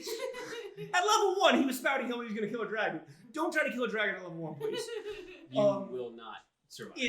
But he was insane. He loved doing stuff. He tried so many different tropes of anime, like, he never got a chance to, but he knew he was gonna try to fuse with somebody. But he was just... Before we started doing anime Yeah, campaigns, before we started he doing was anime the campaigns anime. too. He ended up, but he was crazy. He ended up getting like fire, like dragon fire proof gauntlets. Oh yeah. And as a dragon blew fire at the party, he jumped in front and Wonder Woman. He's done some crazy shit. Do you want to tell his backstory? I'll go. Yeah, sure. Because he's You an don't have anime to. character, his backstory Tragic. is stupid. It's Super stupid, tragic. convoluted. It's convoluted and tragic. Because basically, he was sent off to be a soldier when he was young, like very young, because his dad didn't think he was enough of a man. And so when he came back, his entire village had been destroyed by a dragon. His dad's dying words were like, "This is your fault." So all he had was his little sister. He then traveled the world with her, just trying to keep her safe, and she was always happy-go-lucky, even though everything was terrible. She ended up dying, and basically her last words to him were, "Keep smiling." So that's why he's so happy-go-lucky. Oh. It's so extra, and I know, like, I'm so I don't dumb. think I've ever heard that. He never got into it because he didn't want to. Oh, But that's boy. him. He could he had a giant sword that he liked to. He ended up getting a cloak made out of the wing of a dragon. The wing of the dragon that smashed Ace's statue. Oh yeah, So he was in the same universe, just never really interact with the party. Yeah. So he ended up, finding the okay. dragon dead and was like, "Hey, cool!" and made a cloak out of it.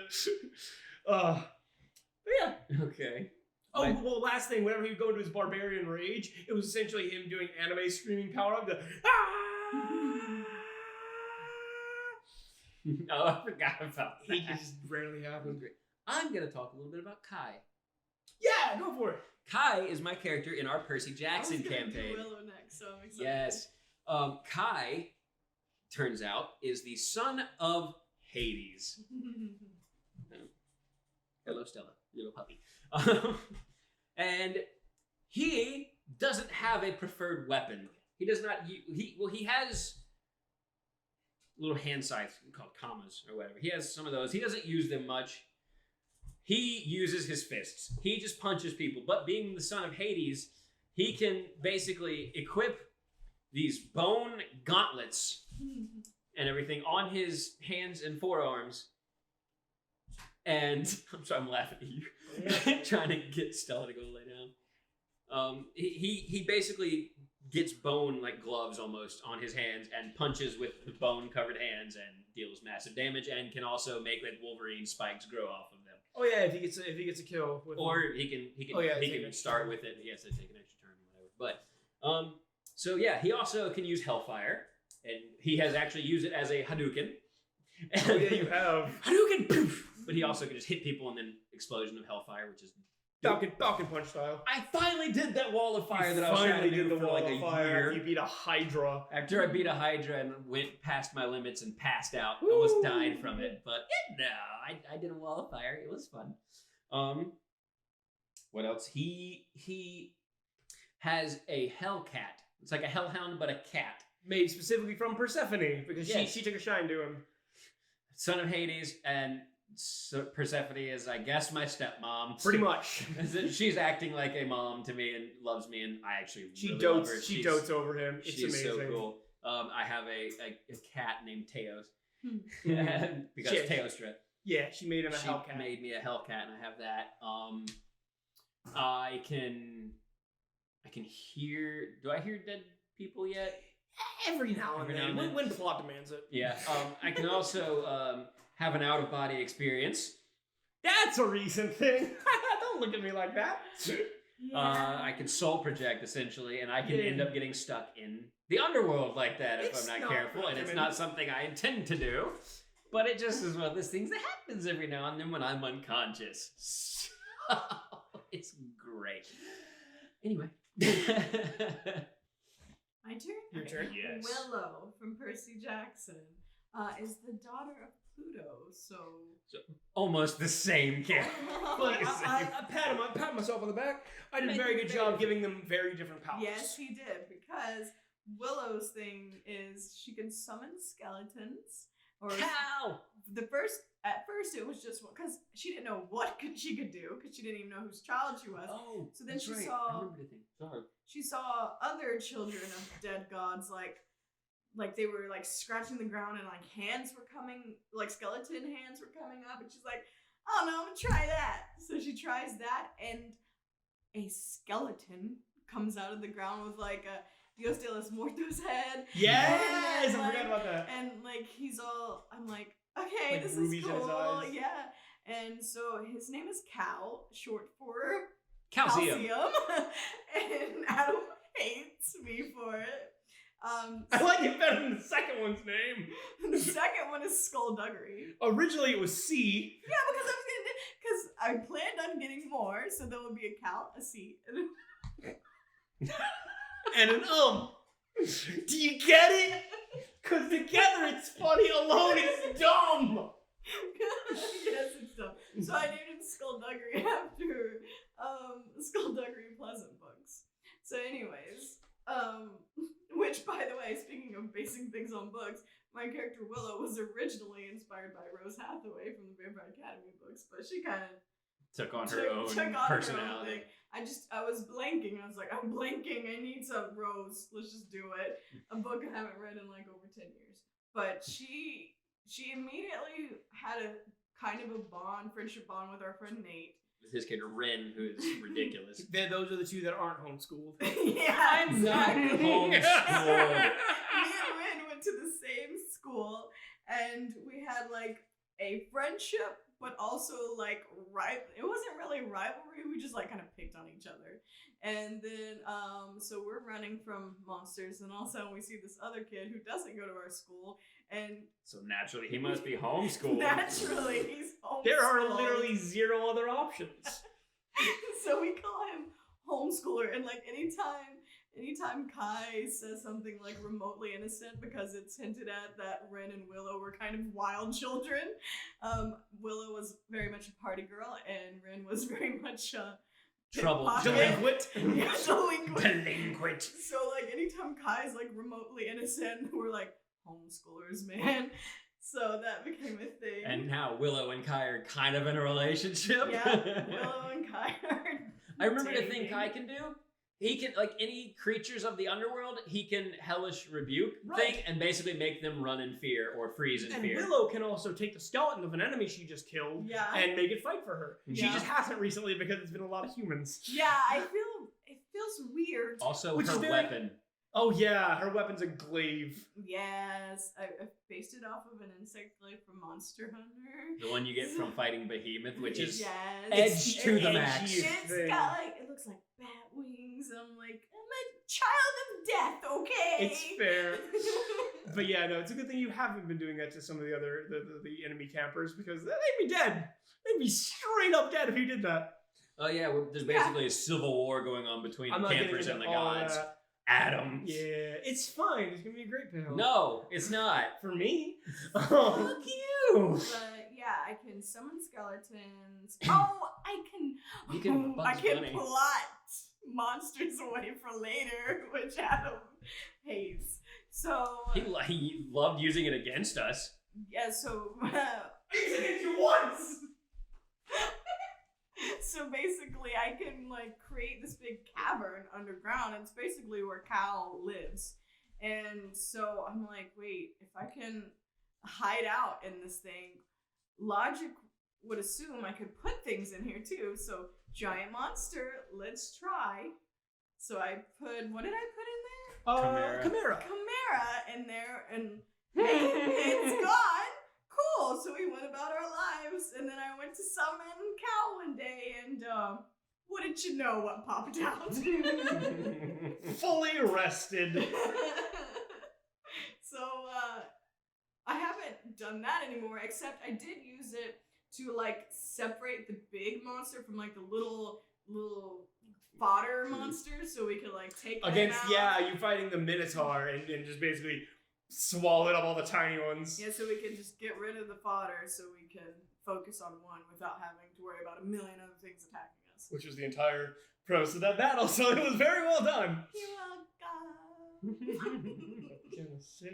Also, Kai has an affinity for attacking kneecaps. Oh my gosh. I I'm very crit so unoriginal many kneecaps. with monsters, so it's a lot of Cyclops. Especially with Percy Jackson, and without knowing like deep lore of Greek mythology, I think it's hard and It's hard to make not every monster a boss fight. My turn. I'm gonna shout out two characters because the first one isn't mine. I'm gonna talk about Abby's Percy Jackson character. Yes. So I'm really happy about that, especially with the way I did it, because she got dropped in kind of the middle of the thing, and she had been having visions of the three's adventures, including them dying, because everybody died at one point. My head was taken clean off Oh, and was yeah. put back on by Persephone. Yeah. But she'd been having visions of these weird people going on weird adventures and dying, and then sees them walk into a bar. Was it a bar? It was like a bar and grill. Yeah, it was like a bar. Three and grill. demigods walk into a bar. Four. Minotaur tart. Don't talk to me about that. I'm so happy about that, but I hate it so much. Minotaur tots. Minotaur tots. Minotaur tots. So basically, long story short, she ends up being the daughter of Heimdall, the bridge keeper, the all-seer. So she can basically use Heimdall's all-sight, and basically I get to use that for plot whenever I want. But she's starting to train that to where she's able to like predict enemy attacks and stuff, and also she can use the Rainbow Bridge, so she can just warp things and teleport a little bit. She likes doing that with her sword. She warped loves the doing sword over people and stab them in Which the head. saved Nate one time. It did. But yeah, so she's a lot of fun. Her character's super, just kind of sporadic. It's a lot of fun. I love her. Mm-hmm. And then for my next one is gonna go probably my most successful edgy character with Shura. Oh, sure. Oh, So so glad the you brought anime him up. Yu Yu Hakusho, we did a campaign of that. Because Java. Because Java, That's his and I favorite had anime. I had a demon. I was a demon, and I used electric attacks. And at first, he was kind of lazy. It was I don't care about any of this. I don't care about any of you. You're not worth my time. Goodbye. I remember there was even one time when somebody was like threatening him, or whatever, and he just stood up in their face and then that was walked my right past. favorite thing because it was Angela and Larry, I believe. They confronted me because they're like, "Hey, you got to do this." Because Larry, I was just sitting there eating, and Larry goes and knocks the food out of my hand. I stand up and just walk right past them. Wait, you missed a very important detail. You stood up, hands in pockets. Hands in the pockets. Slouched That- a little. That is his walked signature off. thing. His signature thing was hands in the pockets, walk away.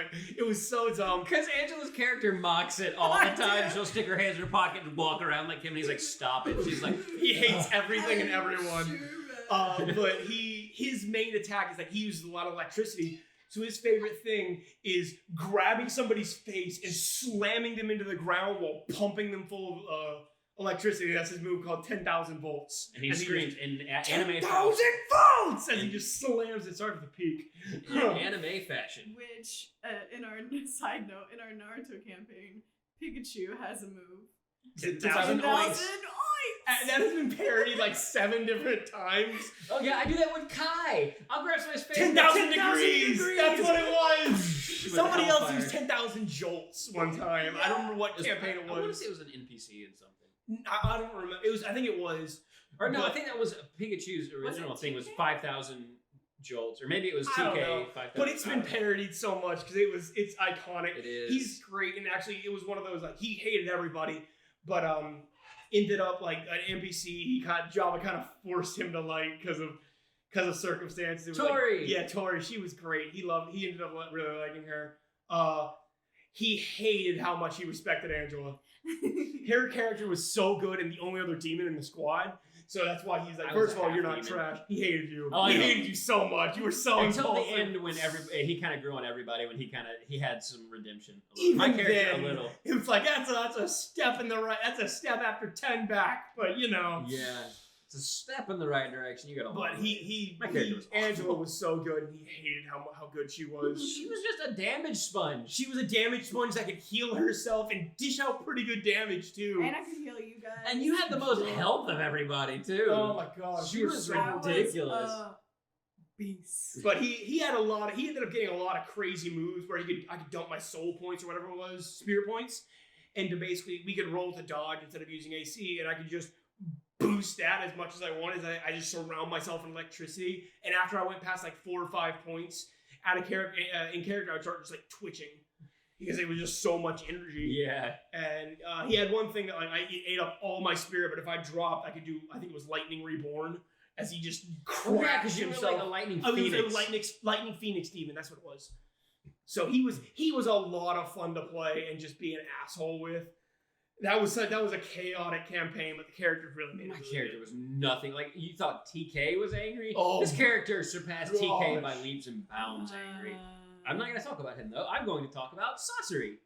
I was gonna bring up Nagarake, Yeah. later, but Sasori was amazing. Sasori, we did a samurai campaign before we did Naruto, I believe, and that ended up becoming kind of anime-esque, and then we did It Naruto. very much did, yes. That one had the dodge system, which was fun. I'm So, always a sucker for we the all got to pick like weapons and whatever, and I ended up picking like a chain kunai thing, which is just like a rope dart type thing, but like on a chain. It was like Scorpion in Mortal Kombat. Like, get over here, and so I named him. I gave him the Japanese word for Scorpion, which is Sasori.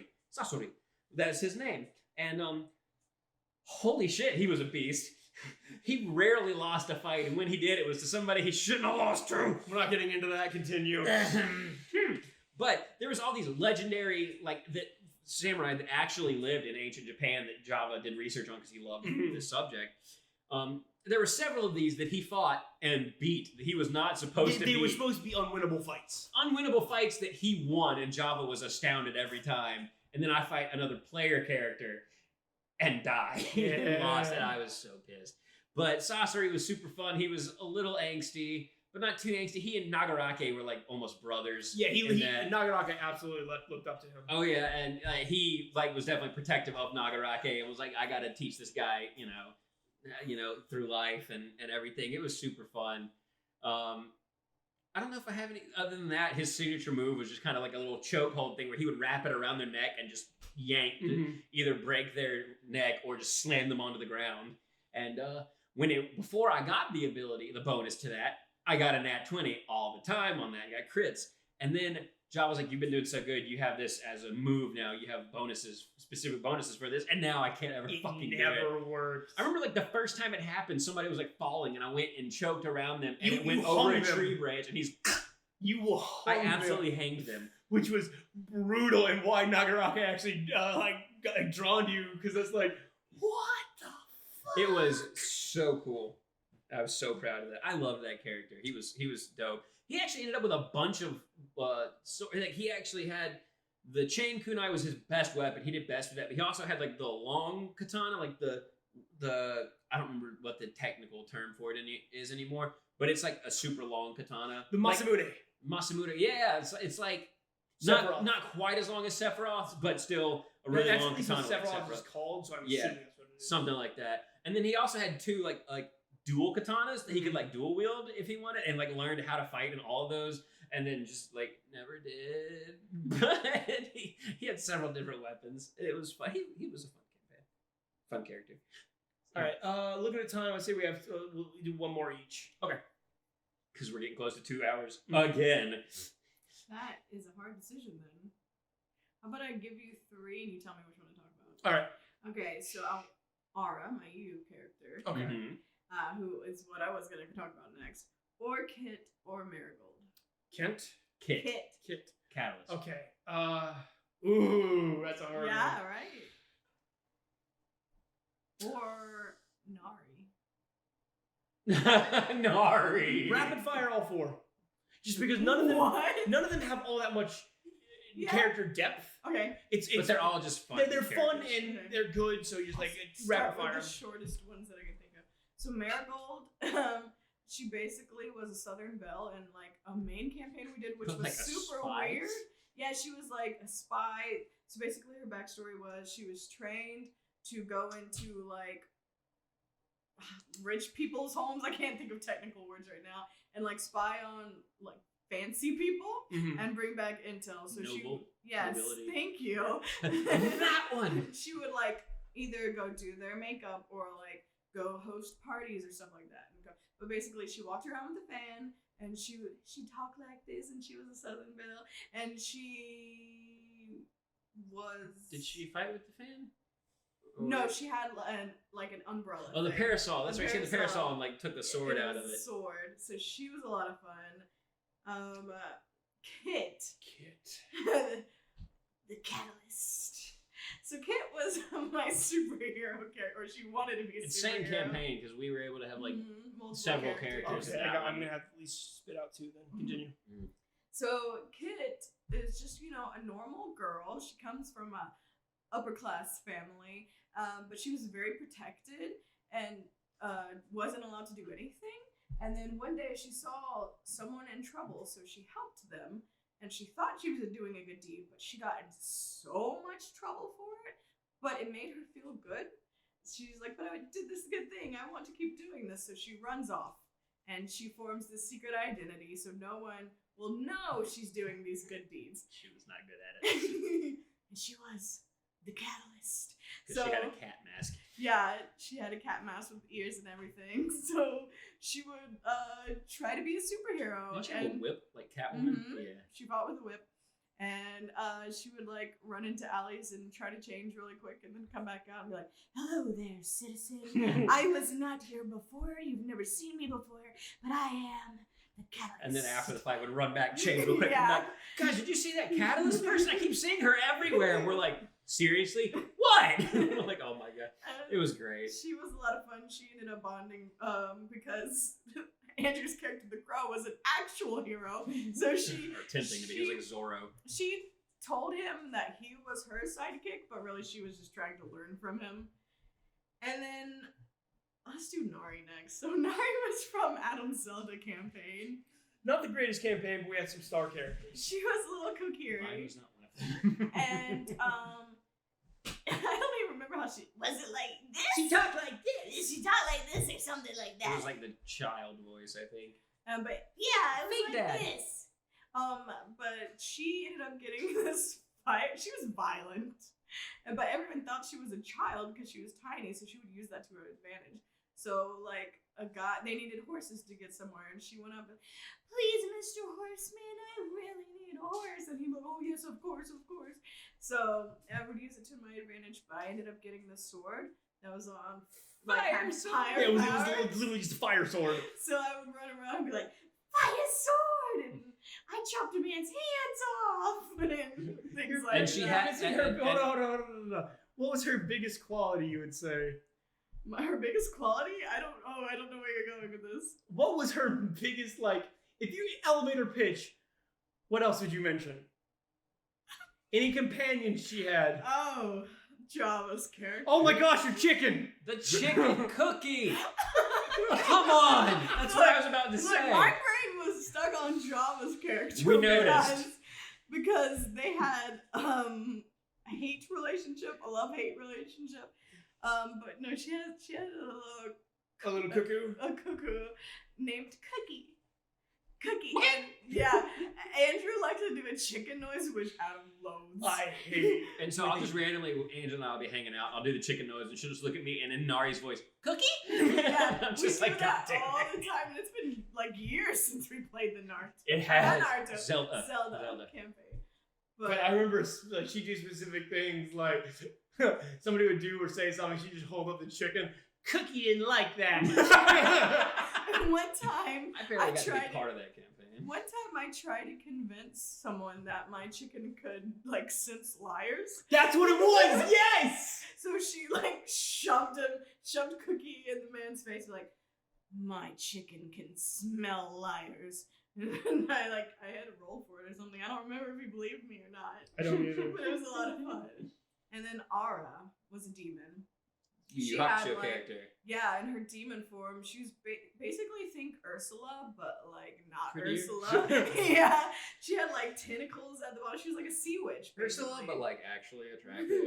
She was like a sea witch, so she had the tentacles at the bottom, and she was a waterbender. I don't know what they're called in that campaign. Yeah, she used like her spirit power or whatever with water. Yeah, so but since it was water, she also healed, and she was just a beast.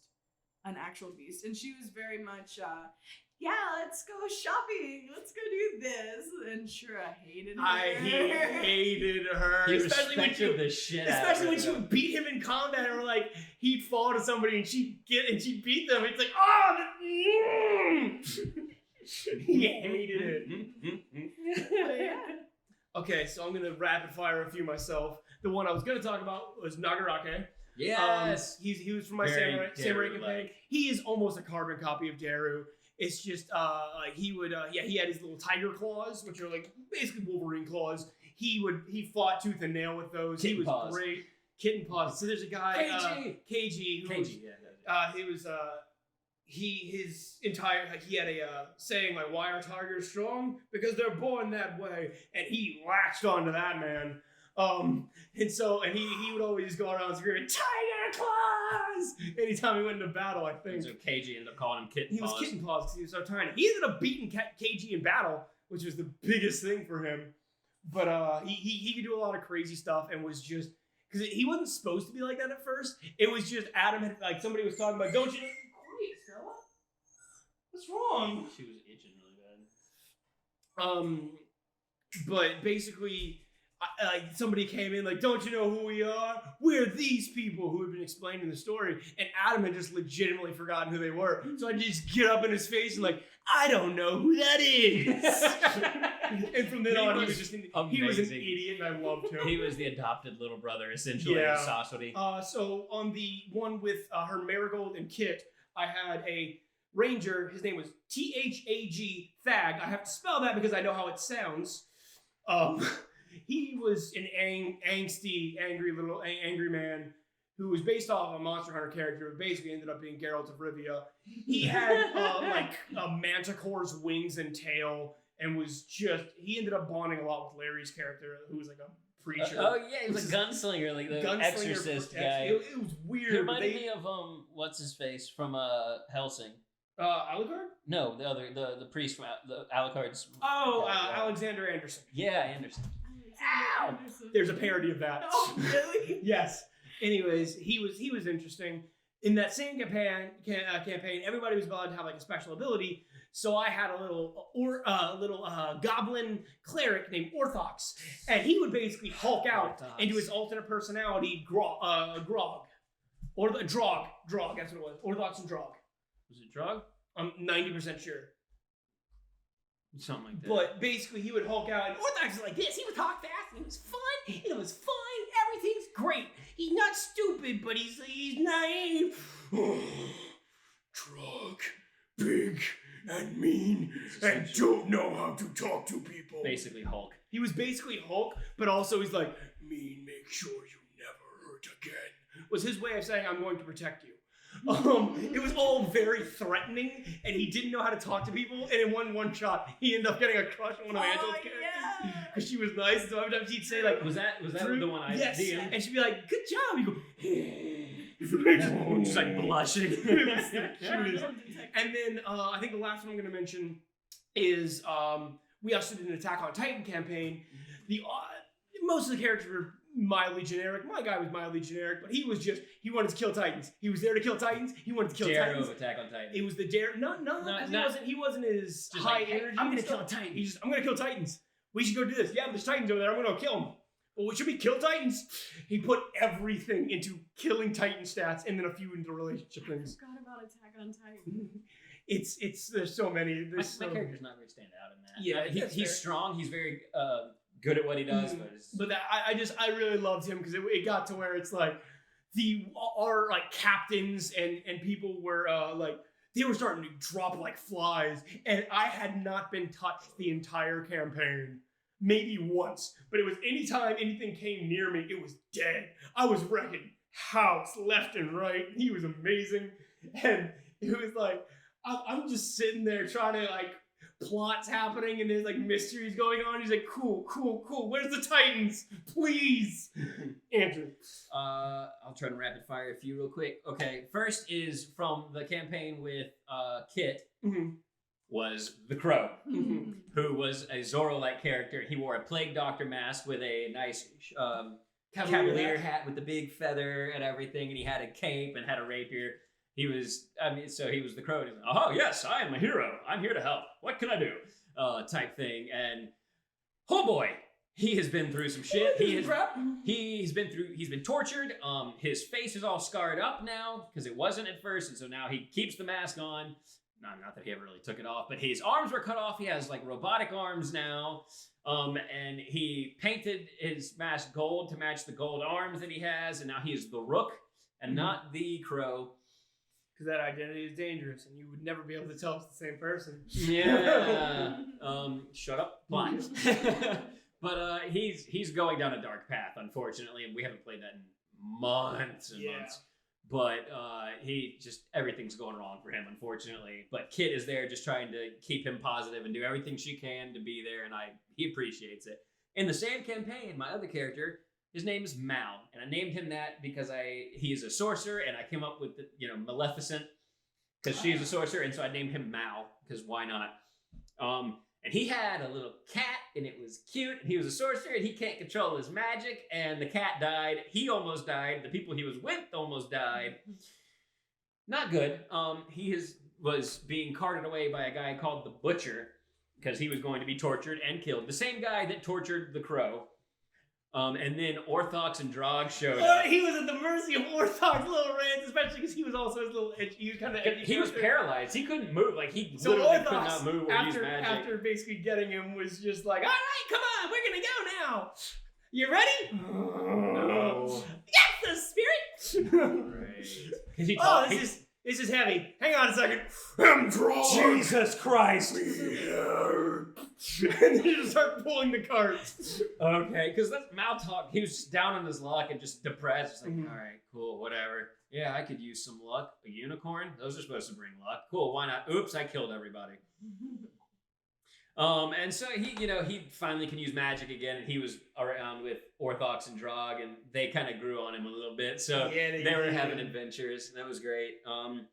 last character I'm going to bring up is Cade Longbottom, my rogue halfling.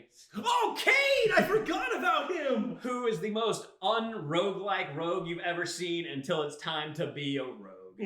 Because Cade is much like Orthox in the fact that he'll come up, hey, what's up? We're drinking, let's drink. I'll get drunk. Woo, yeah, adventure! Until your character Kelf would come up, all right, time to hunt. He's and just immediately silence. Absolute silence, amazing at stealth. He had a little short bow, Cade had a long, or Kelf had a long bow, so I would be on top of Cade's shoulder. You'd be my turret! I would be on your turret, you'd shoot one way, I'd shoot the other, and we were like, yeah! It was just great. He was so much fun. He bonded with your tiefling character in the same campaign, Angela, because they were both rogues, so they would both just get really sneaky quiet at the same time. He was so much fun. I loved just being loud and boisterous and like a Pippin, essentially, like wanting to drink, being all loud and crazy until it was time to be Aragorn and be super quiet and be like, all right. Either one. They're both rangers in my book. I mean, but I loved him so much, and he still holds a special place in my heart, and so I'll definitely throw him out there. And I think that's the last one because I can't think of anybody else that really of my characters. That's about it. I think we're gonna probably end it here because it's been a minute. Nah. We're going for 3 more hours. I don't have to be back at work. It's fine. I don't have a live stream in an hour and a half. What are you talking about? We're fine. But yeah, thank you guys for listening. This has been a lot of fun. Let us know if you want to hear more, especially about the amnesia. Because we slow down and say it again. No, we're not. But yeah, let us know if you want to hear more about this stuff. Because we didn't go into like almost any of our friends' characters, which are we have so many stories from D&D campaigns. We will go in depth about any characters, any campaigns y'all want to hear about. If y'all want to hear more about D&D, let us know. This is such a passion for us, and it's just like kind of the glue that holds our friend group together. Is that's what brought us together was D&D. And we've just kind of all grown so close because of it, and we've branched out. We're doing other things now. Please let us know if you want to hear more about these role-playing games. We can probably, in the future, tell stories, share stories about Vassin for anybody that hasn't watched that. Speaking of which, just a reminder, go check it out Tuesday nights at 10 p.m. Eastern on When Can We Play at Twitch. And also, it is also uploaded to When Can We Play on YouTube, their channel. For the backlog, if you need to get caught up. Or if you're just not able to be there on Tuesdays for the live stream, you can go back and watch it on YouTube. It's me and Adam and Java. We've mentioned a lot in this campaign. He's our DM for a lot of our campaigns. We didn't talk about any of our Power Ranger characters. I know. Anyways. But Java's in it, and then our friend Paige, who co-founded 321 with Java, that we are now kind of a part of. We're sort of affiliated with on this podcast. I mean, we're members, so it's... So, yeah, we affiliate. So, yeah, definitely make sure you go check that out. Make sure you like, comment, and subscribe if you want to keep hearing us. And let us know if there are any other subjects that you want to hear us talk about. Because we will happily take suggestions, because it's hard to think of things sometimes. Yes, it is. Make sure you go check out Fictional Fangirl. Go check out that YouTube channel and Instagram. Because she posts awesome stuff, and we're in a lot of the awesome stuff. I was about to say, he only says that because he's been in the last like 6 of my That is posts. very true, and that's totally the point. What do you say? And we're gonna hold her at gunpoint until she starts posting more. But anybody else have anything else to say? I like turtles. Okay. Bye, Emily. I don't. Bye, future Adam and Angela. Well, do you know if the live stream you're going to be on is going to be posted to When Can We Play YouTube? I don't know, but in case it is, go check out. Go check it out. Go check out When Can We Play on YouTube. I just can go ahead and say it's going to be it's going to be an alien one, right? Yeah, like it'll probably be Ridley Scott. A Halloween episode. So yeah, I'm super excited. It's going to be super cool. We can't wait. I will be listening to that while I work. So thank you guys so much for listening. I don't want to end it yet. We're so close to 2 hours. I want to hit like 2 hours exactly. I'm sorry, but I really want that.